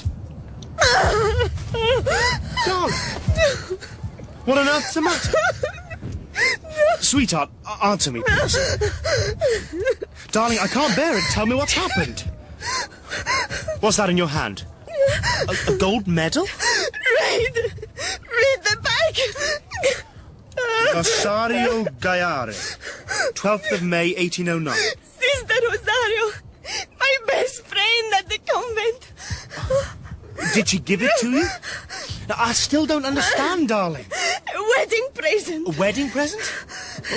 Who from? I don't know. Some soldier from your platoon.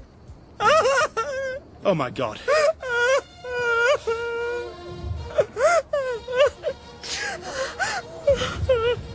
Darling, dry your eyes now. We're moving on. Come on, you're in the army now. Yes, I am in the army. Sweet Mary, Mother of God, may no harm have come to Sister Rosario.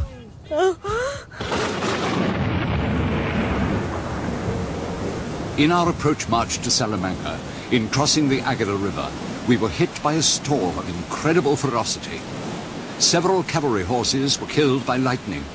Many bolted. Come on, Mrs. Follow me! Here, this is a shallow part, come on! He won't move!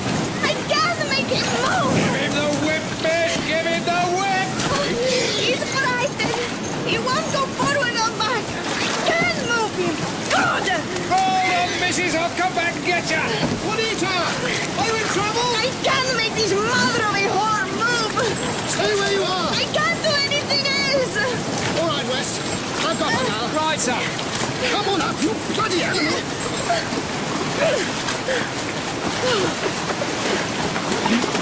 There you are, Juanita. You're on hard ground now. Got the rein, West? I got it, sir. You'll be all right now, Juanita. Don't cry. I am crying with anger and shame.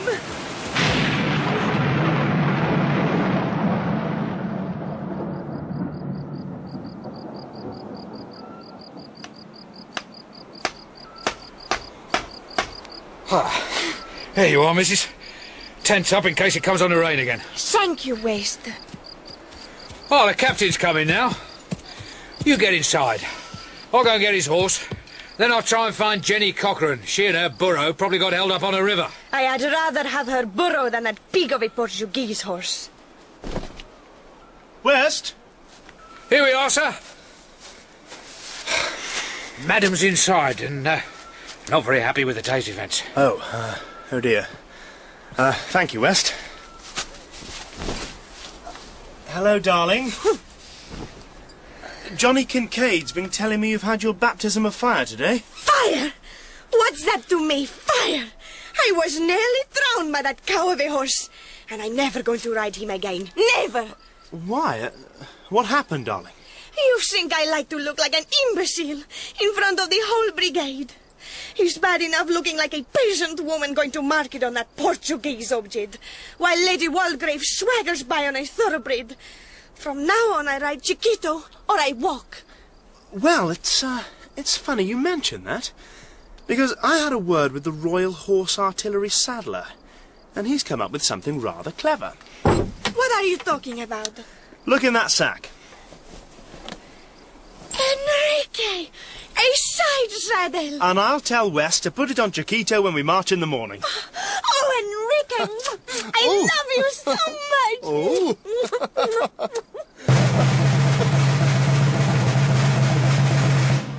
On the morning of the 22nd of July, 1812, the French and British armies were facing each other east of Salamanca, where two hills called the Arapiles dominated the terrain. For reasons unknown, young Marshal Marmont was performing a series of inexplicable manoeuvres which Lord Wellington was watching intently while refreshing himself with a chicken leg. What do you see, Alex? I see a gap between the French left and the centre. Yes. I think they may have overextended themselves, my lord. Give me the glass. Yes, sir. My God, Alex, that'll do. Is General Pakenham here? I'm here, my lord. Ned, you see those fellows on the left-hand hill? I do. Throw your 3rd Division at them and send them to the devil. Yes, sir.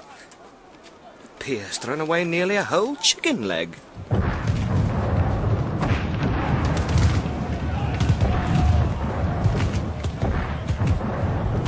The soft and friendlies, them's ours, missus. The loud and nasties, them's theirs, coming our way. You soon get to know the difference, Mom. I can tell already, Jenny. The nasties are getting nastier every minute. His lordship likes to get started early so he can get through by supper time. Do you think the Captain will be back by supper time? I know how you must be feeling, Mom. I know the waiting and waiting and waiting for the battle be over and then to see who it is doesn't come back. I'm sorry. I never knew your husband, Jenny. Patsy Cochrane was a good man, although he took a drop sometimes. He was having one when the ball got him, right through his calabash into his head. Fuentes de Oñoro it was. They buried him at Fuentes. I'm sorry. It's nice you're a Catholic, Mom. Thank God there's a God or there'd be precious little comfort in the world.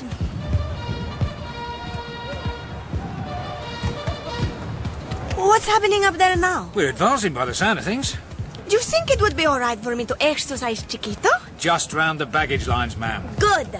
You know what, missus? It's not the captain, begging his pardon, that's taught you to ride. I reckon it's Chiquito.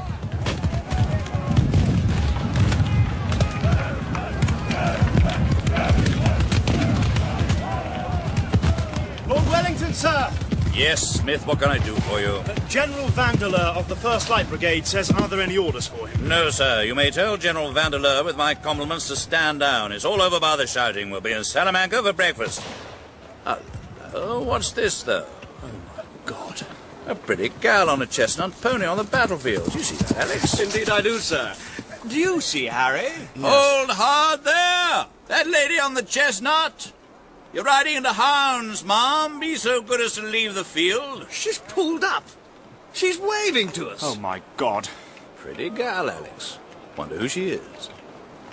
Your face is very red, Smith. Caught the sun, have you?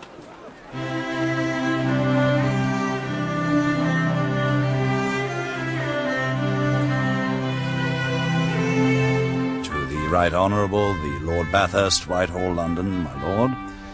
In reply to your recent letter, when you asked if the army in the peninsula was tired of success, I reminded your lordship that an army occasionally needs rest, good food, and a making up of arrears of pay, all of which have been greatly lacking in recent campaigns. Now I am pleased to acquaint your lordship with the news that despite lack of the above, a decisive victory has been won at Salamanca, which will open our road to Madrid. There were no mistakes, all went as it ought, and never was an army beaten in so short a time. It is unfortunate that our men are in rags. I remain, my lord, your humble and obedient servant, Wellington, Commander-in-Chief of the British Army in the Peninsula. After his victory at Salamanca, the peer had a difficult decision to make. Whether to pursue the French in their withdrawal towards the Pyrenees, or to occupy Madrid, where lay the heart of the Spanish people.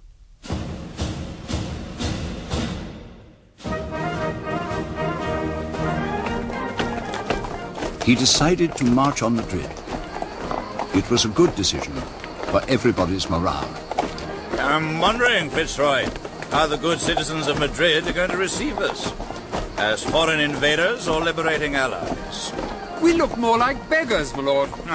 The red coats are brown, the green jackets grey, and there's not a man without a patch on his trousers. As for the boots... we are just coming to the Paseo de Castellana, my lord. The main avenue into the city. Thank you, Alex. I hope, Fitzroy, you gave orders for the green jackets to come last. I did, my lord. I want them to come fox-trotting in and messing up all the others.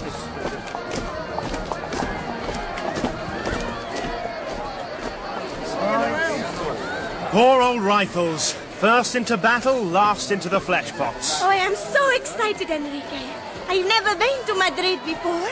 Stand your front! Rifle! Ring A! Here we go now. By the left! Quick! March!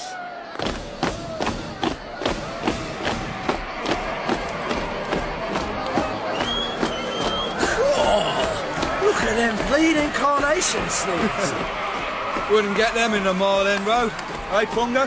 Dead cats, more like. Yeah, I spy some very lovely grumble and grunt over yonder. Cool.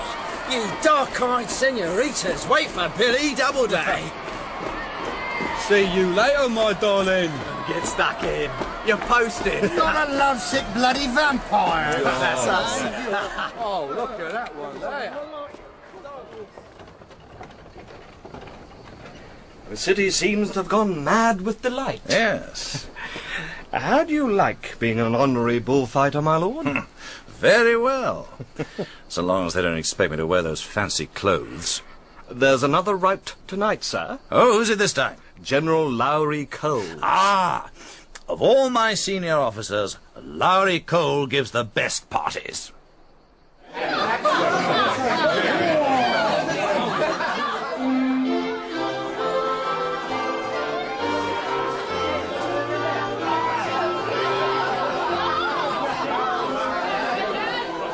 Come on, Juanita. Let's go and talk to General Vandeleur before he drains the punch bowl. Ah, Juanita, Harry, good party, eh? Harry, be so good as to get your wife and me a glass of punch. Of course, sir. Let's sit down, Juanita. Thank you, General. I've done enough of standing lately. You probably haven't met our host, Larry Cole. Only to shake hands. Well, you see, he's another Irishman. And we Irishmen know all about each other.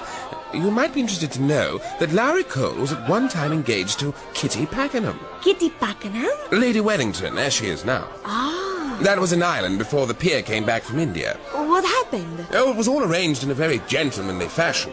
I dare say Larry might say to himself that he got the best of the bargain. But why? There's no secret about it. The Wellingtons don't get on too well. His lordship is a good mathematician, and Kitty can never balance her household accounts. It drives him mad. Anyway, when all's said and done, it seems to suit the peer to be away campaigning most of the time. But talk of the devil. Vandeleur. My lord? And? Oh, may I present Mrs. Harry Smith? Mrs. Smith, Lord Wellington. How do you do, Mrs. Smith? I think I know your face. Oh, dear. Yes. Tell me, Mrs. Smith, do you by any chance ride a small chestnut horse? Yes, I thought as much. Well, I'm delighted to make your acquaintance, but never let me see you again on a field of battle. Now, let us take a glass of wine together. Or perhaps you prefer punch?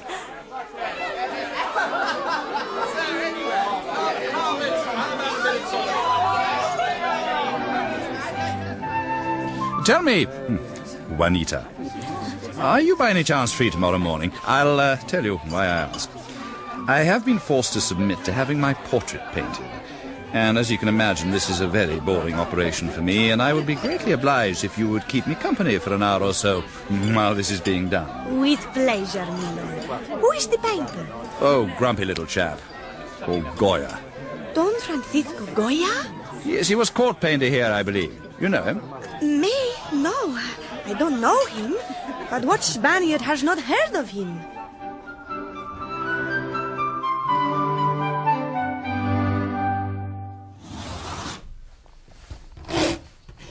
Oh, now, Senor Goya. Will that pose do? How is that? Will that do for You'll the have pose? to speak up. I am rather deaf. I said, will this pose do? Any pose will do. All poses are equal to me. I am only concerned with people. And people are best as they are, not posing. Yes, quite so. How's that? I said quite so. They heard me well enough at the Battle of Salamanca, sir. Salamanca? You mean the Battle of Los Arapiles? I don't give a damn what you Spaniards choose to call it. As far as I'm concerned, it's Salamanca. I always heard the English were obstinate and insular. Yes, well, it so happens I'm not English, I'm Irish. I always heard the Irish were mad. I don't know where you get your information from. Please, sir. please, keep still. How can I paint if you keep jerking about? And take that disagreeable expression off your face. Unless you always look like that. What? You talk of battles. I have the noise of battle in my ears all the time. Well, it might help if I had somebody to talk to who can hear me. Look, would you object if I sent for one of my staff so I could work while I'm sitting here? Oh, if you want to work, that is good. We will both be occupied, and that will make it easier for me to concentrate on a very dull subject. I beg your pardon, sir. I don't mean to insult you, but one soldier in uniform is much like another. In your case, what is interesting is that you have a red face from being exposed to the sun, but your forehead, where your hat has been, is completely white. A good painter should be able to make the dullest subject interesting. You should see what I did to our former royal family, my famous group portrait of our erstwhile monarch and his relatives. Nothing in the head of any of them but vanity. And that is how I painted them. They were delighted. Yes, well, vanity is common to most human beings, Senor Goya. Do you not suffer from it at all? Of course I do. Oh, and pray, what form does it take? Women. I am vain about my ability to conquer women, particularly so as I am short, fat, and not at all well born. Yes, well, you have a sound technique, no doubt. A painter has many techniques, and I don't include flattery.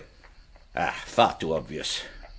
But painting a portrait is a very intimate and sensual undertaking, and one where, on occasion, a very special relationship can, I repeat, can grow rapidly between painter and sitter. Women, when they condescend or choose to be painted, tend after a while to expose themselves. And I don't mean just taking off their clothes, that silly maha-naked business, old rubbish. It got me into quite serious trouble with the Inquisition. As I was saying... Did you hear a knock? Huh? A knock at your front door. If there was, I expect my servant will let in whoever it is. As I was saying, it is partly a question of intimacy.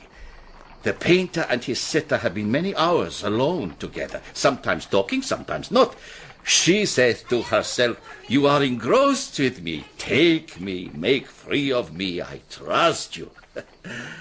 You would be surprised, General, how many women, beautiful women, who I paint on canvas, ask me to adorn their faces. I mean, cosmetically, to rouge their lips and shape their eyebrows. Please forgive me, milord. Oh. We were so late last night and I overslept. I am so sorry. Oh, say no more, Juanita. Senor Goya and I have been having a very interesting conversation, and one not at all suitable for your ears. Now, let me introduce a fellow countrywoman to you, sir. This is my little guerrillera from Badajoz, and I absolutely forbid you to paint her. How do you do, senor? Oh, you are beginning to look more animated already, General. I should think so, with such a charming companion to talk to. Yeah, I hear, Juanita, your husband's gone as brigade major to General Vandeleur. That is so, milord. Are you really a guerrillera, senor? Oh, no. My husband's in the British Army, but my sister Victoria is a guerrillera. She's with Don Julian Sanchez. El Charro, eh? Tell me, how can a young lady of good family survive the rough life of a partisan? The rough life? They think they live better than the regular army. Oh, that could well be. Particularly since the British government has a great reluctance to feed, clothe, or pay its troops. And how did your sister come to be with El Charro? Her husband, Jacinto Orellana, was in the army that was defeated by the French at Ocaña, and he has been missing ever since. 2 years nearly. El Charro cannot help find him? He has tried, and so has Capitan Gordon. But there is no news from the Spanish or the British. Yes, it's a sorry business. Oh, people say I regard war as a field sport, but I, perhaps better than anyone, know what a sad business it really is. Oh, dear. Now you are looking disagreeable again. From Madrid, the peer was faced with too many alternatives. With General Hill containing King Joseph and Marshal Soult in the south, Lord Wellington finally decided to take his Madrid troops northwards to recapture the important city of Burgos.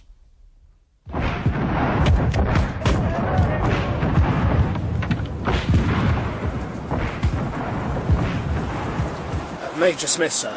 General Vandeleurs compliments, and he would like to see you immediately. Come in, Harry. Filthy weather. Yes, foul, sir. Harry, I've been posted. Oh, I'm sorry, sir. Well, as you know, I'm a cavalryman by trade, and I'm to command 16th Cavalry Brigade. Who's taking over from you, sir? General Skerritt. Oh, no. Well, he's got a record of personal bravery. But everybody knows he's a timid commander, and unable to make up his mind. That's why the guards got rid of him. I'm sorry, Harry, but I have to obey orders. And so do you. But believe me, I've thoroughly enjoyed being with you, light bobs. Some military historians have been critical about the peer's move north against Burgos. He was none too happy about it himself. Lord Bathurst, Whitehall. A severe but temporary reverse. My failure to take Burgos, a heavily fortified city for which I take sole responsibility, was occasioned by the early onset of the rainy season. In order to prevent the town being reinforced by King Joseph's army from the south, I proceeded against it without my heavy siege train, which had been left for various reasons on the Tagus. Burgos turned out to be impregnable without the heavy artillery, but by this time it was too late to bring it up. It is now my intention to withdraw behind the river Agada and, if circumstances permit, go into winter quarters.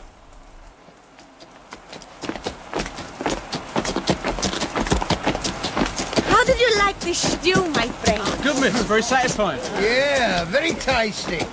But them beans... You are all dosing. Beans will make you fat. Well, I don't know about fat. Well, certainly make you fat. You mean poo-poo? I don't know how she can be so bleeding cheerful. It was a bad winter from every point of view. To cross the river Agada in full spate with the French hard on our tail was no easy matter. General Skerritt, sir. Message from the divisional commander. Shall I read it? Yes, Smith. It is my belief that the enemy will make every endeavour to possess himself of the bridge on your front before daylight. All precautions must therefore be taken to prevent him doing so. Well? May I suggest, sir, that we do what the brigade usually does under the circumstances? What's that? Put the whole battalion of the 95th into the houses this side of the bridge, and have the 52nd close by to back them if necessary. What? Ridiculous. It's only a small bridge. Who are there now? One very understrength company of the 95th under Captain Cardo, sir. Well, if your regiment's as good as it's always saying it is, that should be quite sufficient. May I not refer the matter to Colonel Barnard, who commands the 95th? If I thought it necessary to refer to Colonel Barnard, I should do so myself. But, General, we're to hold the bridge under all circumstances. We've had a direct order. I am well aware of what is, or what is not, an order. Damn your eyes, General. You'll lose the picket and the bridge. Damn your eyes, sir. That's insubordination. This will mean a court-martial for you. Or you, sir. The odds are on you. Consider yourself under arrest. Another friend of mine in the Rifles was Daniel Cardo, a very decent fellow, but very much the beau or dandy of those days. Harry couldn't stand him. It was Dan Cardo who commanded the detachment guarding the bridge. The French are almost bound to attack, wouldn't you say so, Fair? They need the bridgehead. Just a question of when, that's all. Can't imagine why we haven't been reinforced. Harry Smith knows the drill, even if the new gentleman doesn't. Could you do with a drop of rum?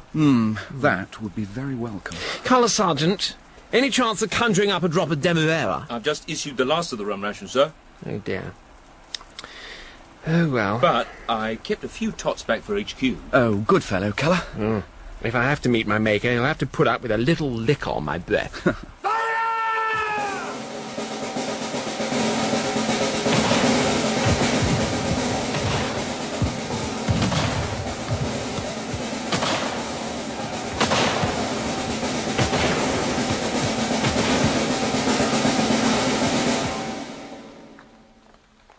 Do you wish to see General Skerritt, my lord? No, Fitzroy. I want nothing to do with a blackguard. You will not punish him, my lord. One company of the 95th held that bridge to the last man on the last round. A totally unnecessary operation which could easily have been averted. Were they wiped out? Almost. Except for a little chap called Freer and 2 or 3 men. What punishment could I possibly give him that would bring those gallant fellows back? Find some excuse to send him to Lisbon. We'll ship him back to England when we can. What about Smith, sir? He's technically under arrest. Smith! Why am I always bedevilled by that damn fellow? Oh, tell his colonel to drop the charge. But let it be known in no uncertain terms, Fitzroy, that he must learn to control his temper if he aspires to become a general.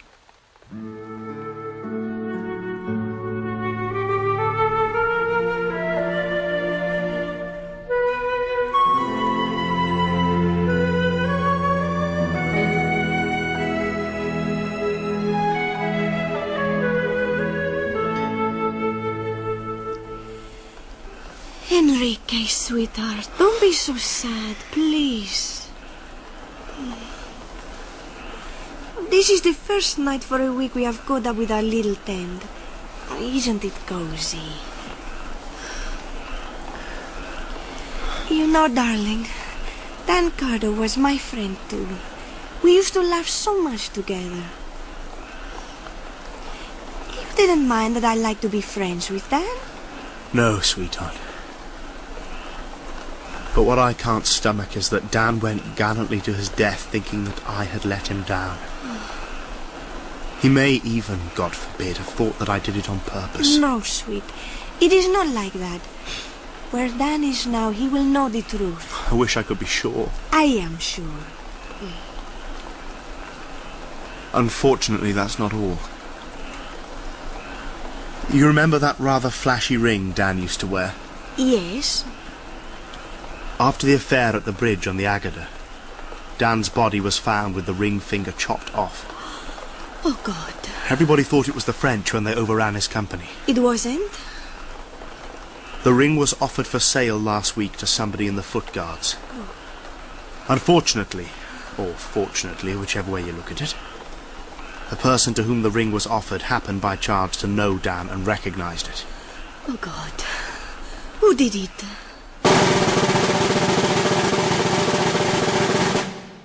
As President of this court-martial, I will now read out the findings of the court. 1. For receiving goods knowing them to be stolen and for attempting to sell them for his own gain, Sergeant A.R. Prickett of the 1st Battalion 95th Rifles is sentenced to be reduced to the ranks with ignominy. 2. For the much more serious offence of mutilating the dead body of an officer from his own regiment, and for stealing from that body various items of value for his own gain, Rifleman W. Doubleday of the 1st Battalion 95th Rifles is sentenced to 500 lashes of the cat o' nine tails. The lenience of this sentence is due to the fact that ownership of other valuable objects of a religious nature found on or about the accused person could not be proven. Sergeant Costello, who, as a corporal, was wounded at Badajoz, bore witness to the execution of the sentence on Rifleman Doubleday. The whole battalion was formed for the punishment in a field close to our camp. There was a tree in the centre to which the culprit was to be tied, and close to which he stood with folded arms and downcast eyes. Surgeon Boker stood by while the buglers were busily engaged untying the strings of the cat. Poor Billy Doubleday, under the eyes of the whole regiment, looked deadly pale.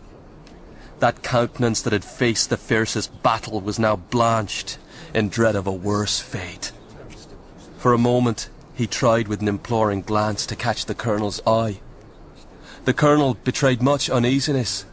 He had no stomach for flogging, but he knew his duty, and with a stern voice ordered the punishment to begin. The first bugler bestowed his quantum, 25 lashes, and was succeeded by another, and another, Billy's sufferings were intense. He bit his lips to stifle the utterances of his pangs. But nature was too strong for him, and he gave out more than once an agonized cry that seemed to penetrate to the very blood in my veins. 100. 200.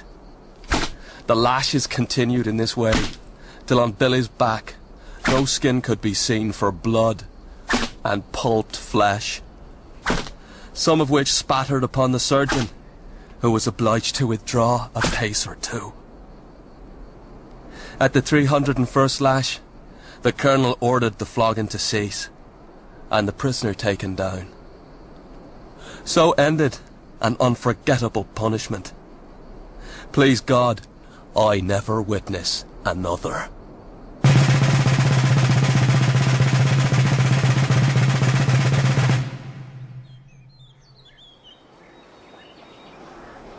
Hello there, Ted Costello. Where have you been all the days? I've been awful busy, Jenny. How are you since? Oh, not so bad. Soldiering on, you know. That was a terrible business about poor Billy Doubleday. It was. But it was no more than he deserved. He got off lightly. Lightly? 500 lashes? The colonel stopped punishment at 300. That's not what I'm saying. What's that then? They found a lot of other stuff in his pack. A chalice, a silver cross, some gold medals and the like. What's the matter, Jenny? I'm just minded of something. What? Well, one day, soon after they were married, somebody left a gold medal of Our Lady as a wedding present for my missus. Who left it? Billy Doubleday? I don't know. Nobody saw him. There was a name engraved on the back. Oh? It was, Rosie Gary or something like that. Rosario Gayari is one of Mrs. Smith's friends. A nun who was raped in Badajoz. Oh, my God. Not a word, Jenny. That must be a secret between us. Forever. No one will hear it from my lips. Least of all your missus. Oh, the poor darling. Swear it, Jenny. Jesus, Mary and Joseph, on your holy names, I swear it. There now. Jenny, have you noticed anything about me? Yes. You're as ugly as ever. Look at me arm. Oh, Janie Mac, you've been made up sergeant. Well, it makes a big difference on payday, so. It would, surely. You know what I was thinking, Jenny? With my pay and your wages. Well, what I'm saying is, Jenny, you need someone to look after you. And I'm the man for the job. That is, if you'll have me. Will you marry me, Jenny? There, now I've said it. Well? Best thanks to you, Ted, and there's no better, no kinder man in the regiment, nor in the whole wide world itself. But no, I could never marry again. Not a soldier I couldn't. Not after what I went through for Pat. And they killed him in the end, didn't they? And if I married you, sure to God they'd kill you too, and I couldn't go through that again.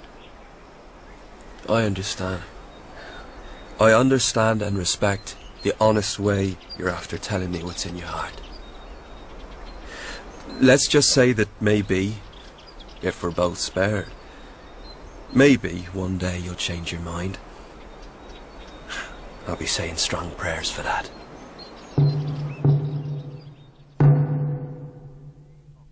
In May of 1813, the peer, recently elected Generalissimo of all Allied troops in the Peninsula, opened his final offensive in Spain. Opposing him was King Joseph Bonaparte, who had unwisely placed himself at the head of 2 French armies. These, by mid-June, were concentrated in the neighbourhood of the town of Vitoria, a road junction just south of the seaport of Bilbao. Lord Wellington's plan was a bold one, a huge outflanking movement through the mountains to the north.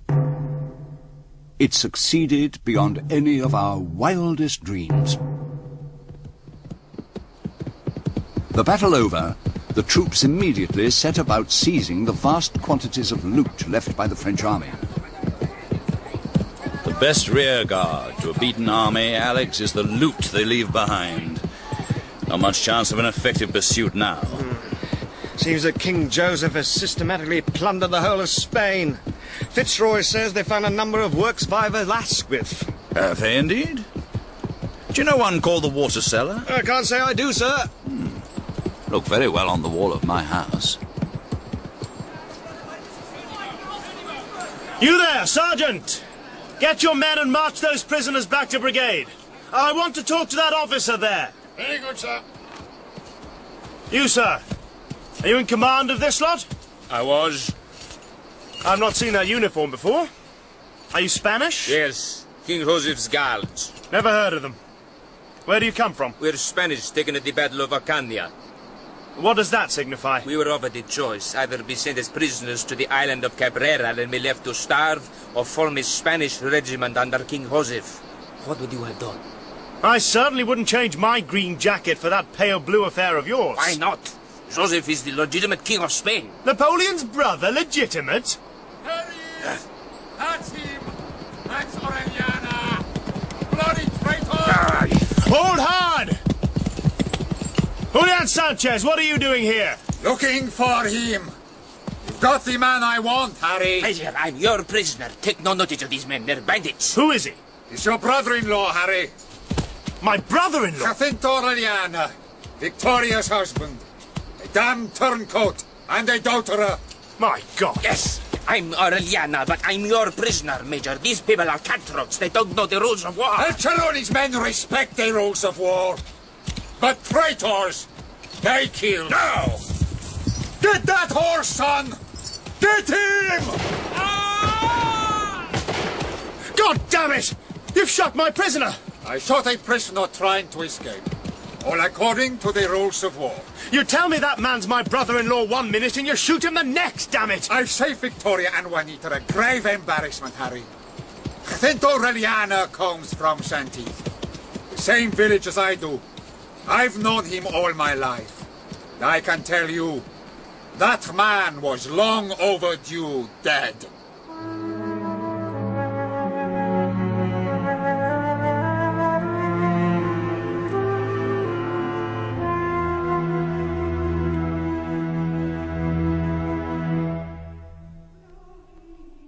Yours is a terrible story, Victoria.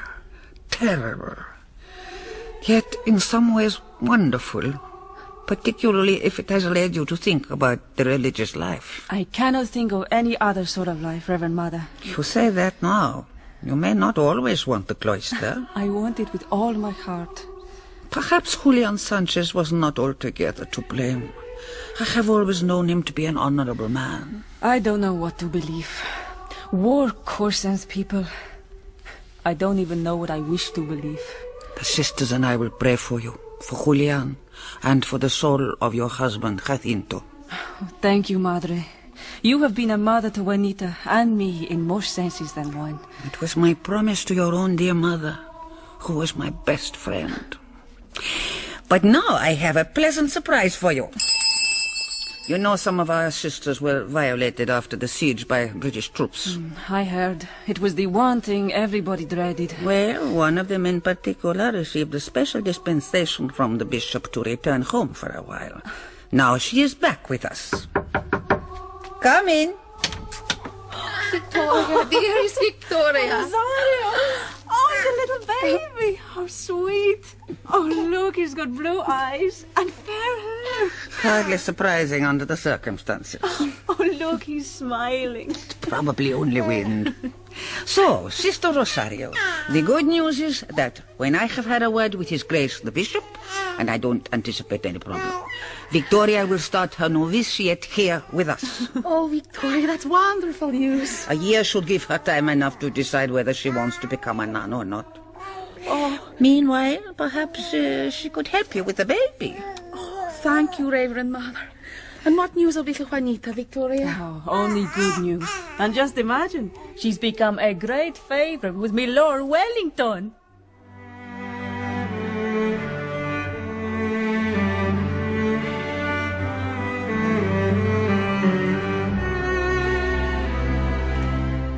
Right Honourable the Lord Bathurst, Whitehall, my lord, following upon our decisive victory at Vittoria, our right flank has pursued the enemy into the Pyrenees, where the latter are continuing to fight a stiff rearguard action. On our left, after a hard fight, San Sebastian has fallen to our forces. I'm happy to inform your lordship that our leading troops have finally crossed the border into French territory.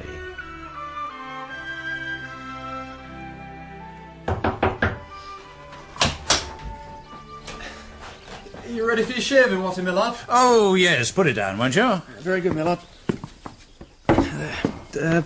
There's your razor as well, sir. Thank you. Have I any official functions today, Alex?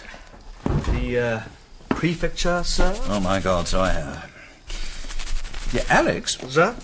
I cannot remember whether you did or did not claim the acquaintance in London of a certain Miss Harriet Wilson. Most certainly not, my lord. Oh, well, then you won't be interested. It's my job to be interested, sir. I recently received a rather curious letter from that young lady. It's over there, on my desk. You, want me to read it, sir? Just have a look at the second page. You will, I rather fancy, be surprised when I tell your lordship that I'm about to become an author. You are surprised? Of course, but you must believe me. Under the auspices of the well-known bookseller, Mr. Stockdale, I'm about to publish my delectable memoirs.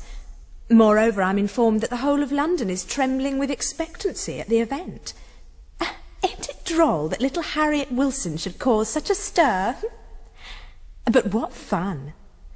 All the nobility and gentry, that is, those who are not with your lordship in the Peninsula, have been battering down my front door in an endeavour to find out whether their names are mentioned in my little book. Would you call it blackmail, my lord? I certainly would. And, what will you reply? Alex, Napoleon has retreated from Moscow, and we have won a great victory over the French in Spain. Is the world going to convulse still further at the publication of the memoirs of Miss Harriet Wilson? I hardly think so, sir. Right, I shall say publish, and be damned. Good for you, sir. What's all that din going on out there? Go and see, will you, Alex? Forgive the lack of ceremony, my lord, but I have extraordinary news for you. Yeah, Freddie, I've long expected it. We have peace, have we not? I don't know about that, my lord, but Napoleon's abdicated. Abdicated? There, you made me cut myself. Abdicated, you say? Yes, sir. Upon mine honour! Hurrah!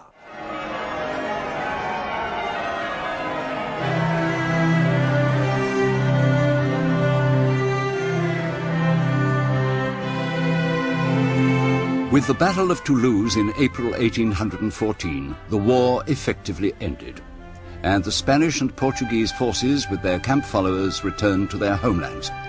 Likewise, the British troops made their way to Bordeaux to embark for England. Now, what went on in Lord Wellington's mind with peace having been declared? Could he possibly have contemplated a life by the fireside with Kitty? Unlikely.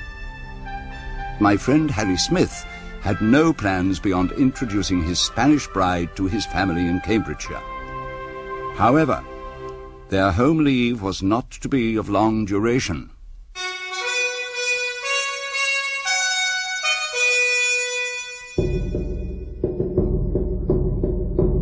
In March 1815, that old fox Napoleon, actually he was still only 45, escaped from Elba and raised his standard in the south of France. His old troops rallied to him, and by June of that year he was in Belgium, confronting a scratch international army commanded by General Wellington, now elevated to a dukedom. Supporting the Duke was a Prussian force under General von Blücher. The Smiths were once again on active service, Harry having been posted as brigade major to General Sir John Lambert, commanding 6th Division. And, of course, that old campaigner Juanita, now at least 16, wasn't going to be left behind. Enrique, why do I have to go back to Antwerp? Because it has been decreed that that is where the baggage has to go. And you're a baggage. Very funny. But why can't I come as far as divisional headquarters? Because there's almost certainly going to be a big battle. And if the Duke catches you in the front line again, he'll never ask you to any more of his balls, picnics, or parties. Ever.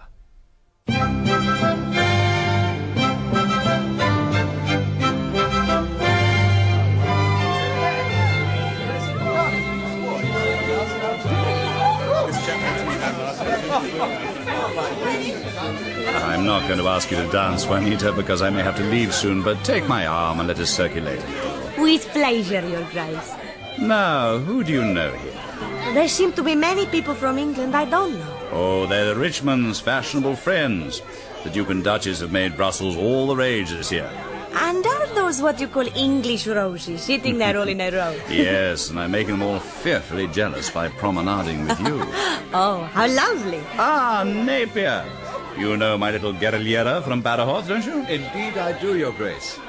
Good evening, Juanita. Good evening, Major Napier. Oh, look, there's slender Billy. Prince William of Orange. Used to be one of my ADCs in the Peninsula. Commands all the Belgian and Dutch forces now. Wasn't he engaged to be married to your Princess Charlotte? Turned him down, poor fellow. Just didn't fancy him. Can't really say I blame her.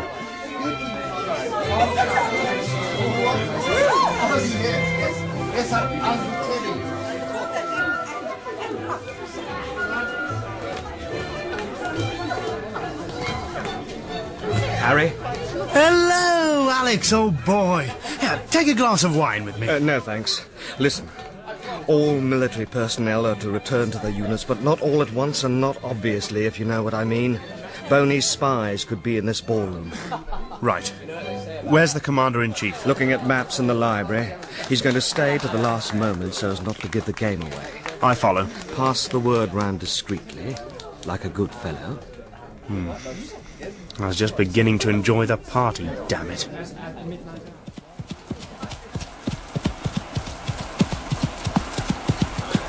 I hate balls. Always end up drinking too much. It's all Juanita's fault. Can't get her away from the dance floor. She's getting spoiled, the baggage.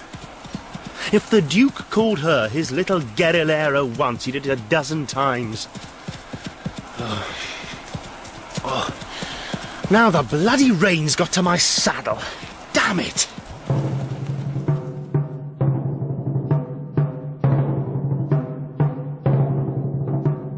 Harry Smith was present at the Battle of Quatre Bras, when von Blücher's Prussians got a trouncing, but not an outright defeat. That was on the 17th of June, 1815. Rather late the following morning, Sunday the 18th, the rain cleared away, leaving the cold, hungry and sodden armies facing each other with little stomach for a fight. It was, nevertheless, the morning of what we now call the Battle of Waterloo.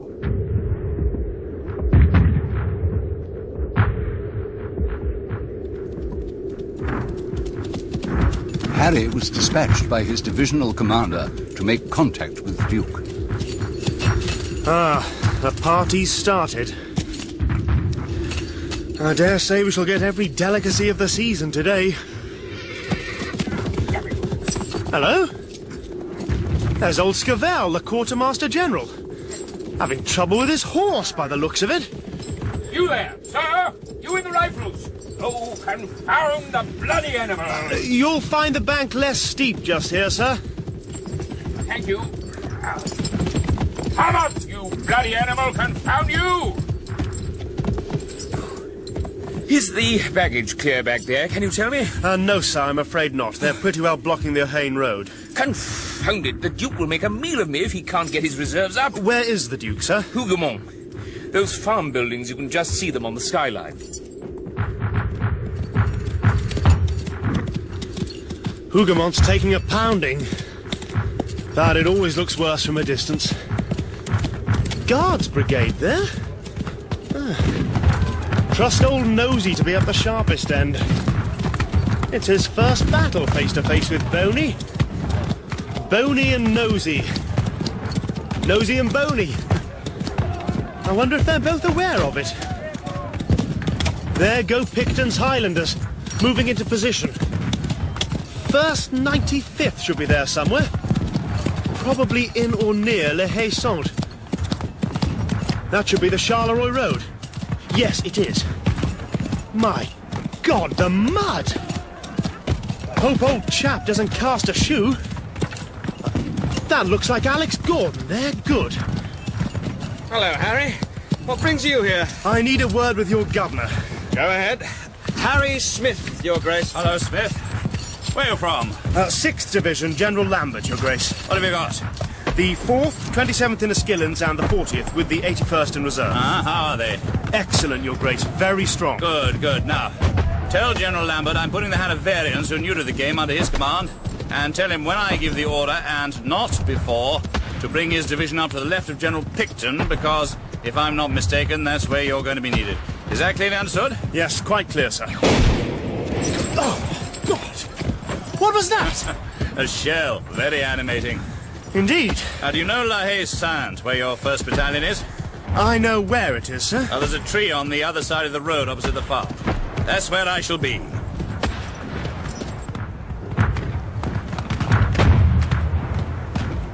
Look, Pongo.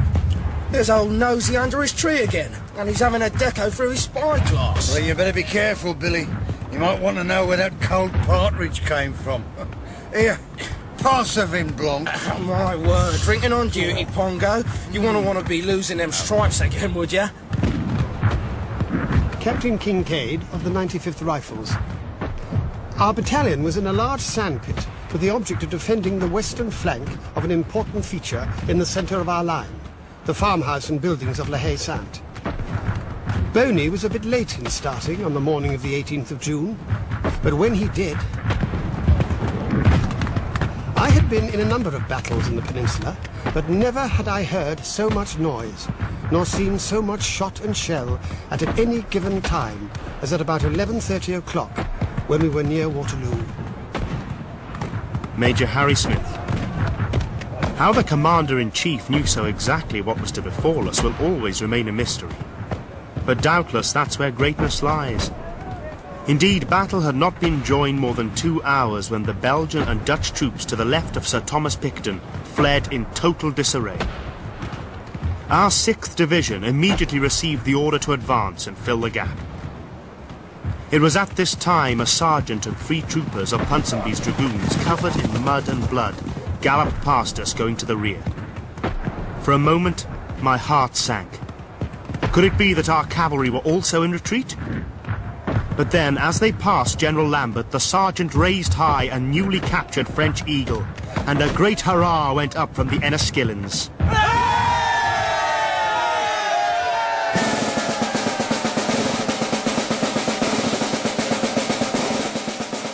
Captain Howell Gronow of the Foot Guards.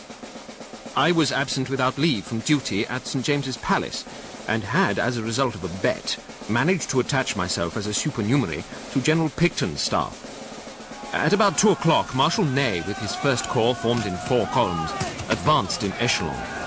They completely put to flight a Dutch-Belgian brigade and attacked Picton's division. It was then that that noble soldier was killed by a musket ball. Soon afterwards, a senior member of his staff called me over and said, "Gronow, there's nothing for you here. I think you'd better go and join your own regiment, or you may get in a scrape for being absent without leave." The French threw their full weight on our centre, at La Haye Saint and General Allen's division to the east of it. And there was a moment when I could clearly distinguish Marshal Ney dancing about like a monkey, trying to animate his men. We held them off, but at a terrible cost. Our colonel wounded, likewise our second-in-command, and many of the subalterns. Of our company officers, I was the only one left standing up, though my poor horse was separated from one of his ears and had his hide punctured in 2 places. The worst damage to our square was done by the massed French artillery. When their heavy cavalry finally attacked, the ground was so sodden that they could scarce move faster than a trot, and being unable to penetrate our wall of bayonets, all they could do was ride around us, brandishing their sabres and shouting abuse. I thought, thank God Juanita is safe and sound in Antwerp.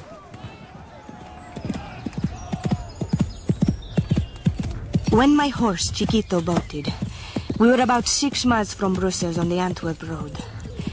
It was not Chiquito's fault. I had not gathered him up properly. When 2 British officers galloped by saying, "The battle is lost, the French are coming," I knew at that moment that Enrique was dead, because he would have been in the thick of the fight.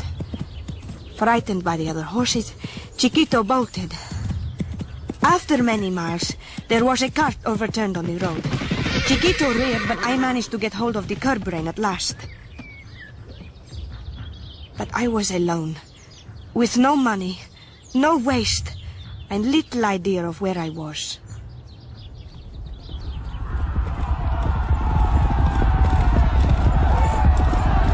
The charges of the French cavalry were in appearance very formidable. The very earth shook under the enormous weight of men and horses. But in reality they were a relief, since their artillery could not fire on us. Come on, lads, come on. At 4 o'clock our square was a perfect hospital, being full of the dead, dying and mutilated.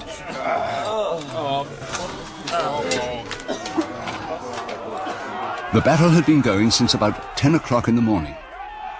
I was with my regiment, the 43rd, at the right of the line. In the late afternoon, I well remember the dread sight of the whole Garde Impériale in their tall bearskins advancing en masse in a last attempt to win the day before nightfall. But the foot guards on our left stood firm, despite fearful casualties. Then, John Coburn, our colonel, had an inspiration. Moving us at speed for which we as light infantry had been trained, we outflanked the Garde Impériale as they engaged with our men and poured such a deadly fire into their exposed flank that all but the bravest broke and ran.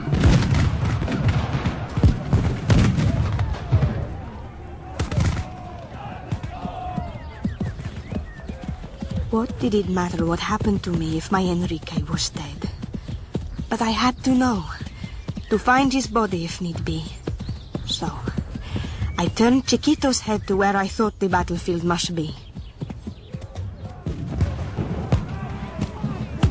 It had been hard pounding all day.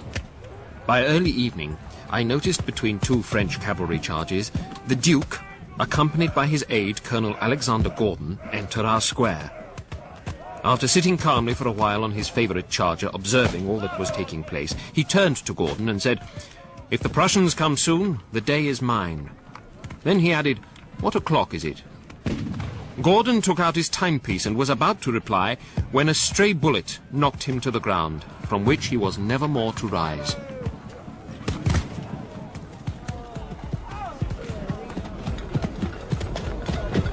By the time I left Brussels behind me, I seemed to be the only person going towards the sound of gunfire.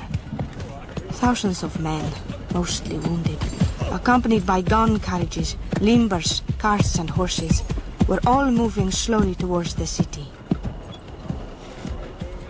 I stopped by some walking wounded of the 44th Regiment in General Pike's brigade and asked them for news of Brigade Major Smith. I knew what reply to expect. Brigade Major Smith, they said, had been killed at the same time as General Picton. Sometime after 5 o'clock, General Lambert sent me down to the sand pit to extricate the 95th if necessary. I passed by my old 13 platoon where Sergeant Prickett told me their new officer, just out from England, was dead. As were a number of old Peninsular men. And, Prickett added, bomb-proof Palmer's going to do a die on us. "No, he bloody ain't," gasped that poor fellow. It was evidently his last breath. The light was beginning to go when we saw the Duke, quite by himself. Gordon was dying and Fitzroy had lost an arm, coming down the line. He raised his hat and said something, which, being now quite deaf from exposure to so much noise all day, I could not hear. He raised his hat and spoke. These were his very words. "Guards, get up and charge!"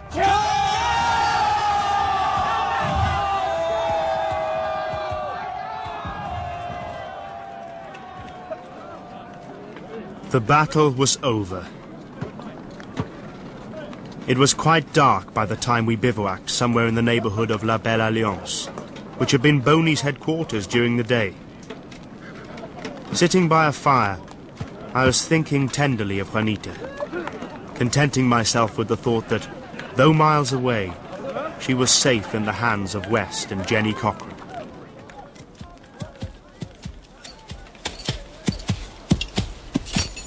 I arrived at the battlefield as daylight was fading.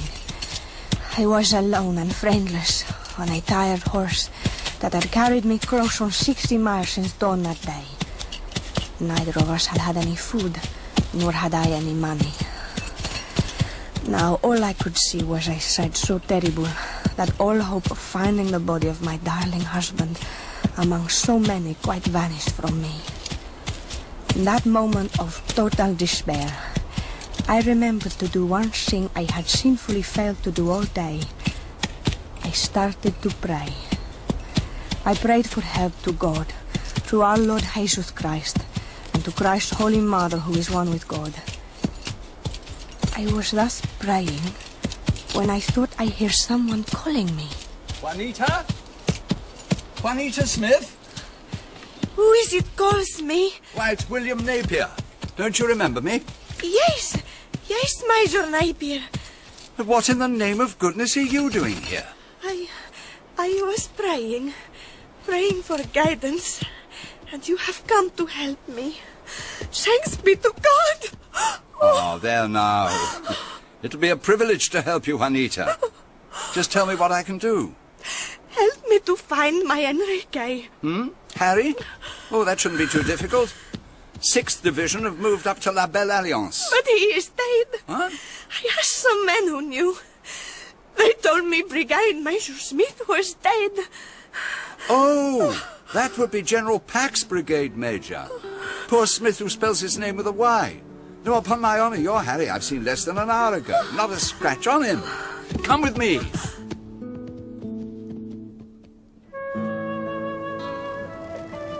Harry Smith? Anybody seen Major Smith? Yes, I'm here. Who's that? William Napier. Oh, hello, Napier. Come and take a swig of brandy. And, who's that with you? Enrique! Juanita! What the hell are you doing here? Enrique!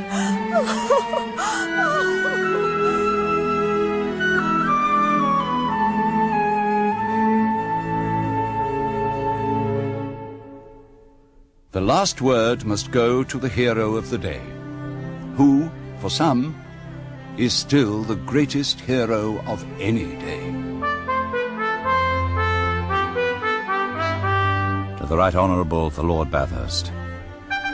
My Lord, it gives me the greatest satisfaction to assure your Lordship that the army never upon any occasion conducted itself better than on the field of Waterloo.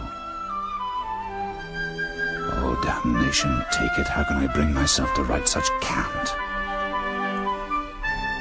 Dear Bathurst, together with my official dispatch, I am writing this personal note to you. Thank God I do not know what it is to lose a battle, but certainly nothing can be more painful than to gain one with the loss of so many friends. An historical postscript, Harry ended his distinguished career as General Sir Harry Smith, Governor of Cape Colony. But to the young girl he rescued from the siege of Badajoz came even greater fame. Juanita gave her name to a small town in South Africa which will forever be remembered for another siege, this time in the Boer War, a town called Ladysmith.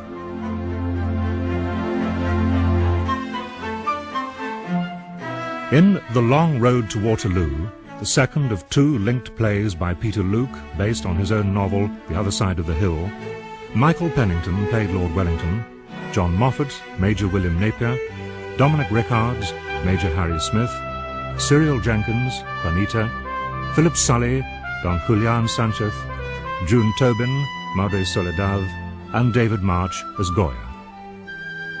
Major Fitzroy Somerset was played by Christopher Good, Captain Alexander Gordon, David Bannerman, Rifleman West, Eric Allen, Sergeant Prickett, Ronald Herdman, Rifleman Doubleday, Clarence Smith, Rifleman Jackman and Captain Freer, Mark Straker, Rifleman Palmer, Neil Roberts, Captain Kincaid, Terence Edmund, Captain Sula, Captain Dan Cardo and Captain Grono, Alan Barker, General Skerritt and Colonel Ponsonby, Brett Usher, Quartermaster General Scovell and Orellana, Charles Millam, Corporal Costello, Andrew Wincott, Jenny Cochrane, Susan Sheridan, General Pakenham and General Vandeleur, Colin McFarlane, Harriet Wilson, Melanie Hudson, Sister Rosario and Fanny, Teresa Stratfield, Victoria, Emma Fielding.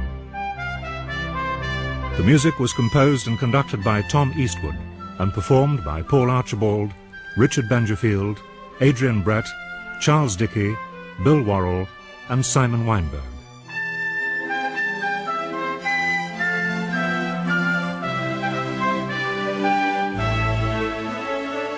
The other side of the hill was directed by Glyn Dearman.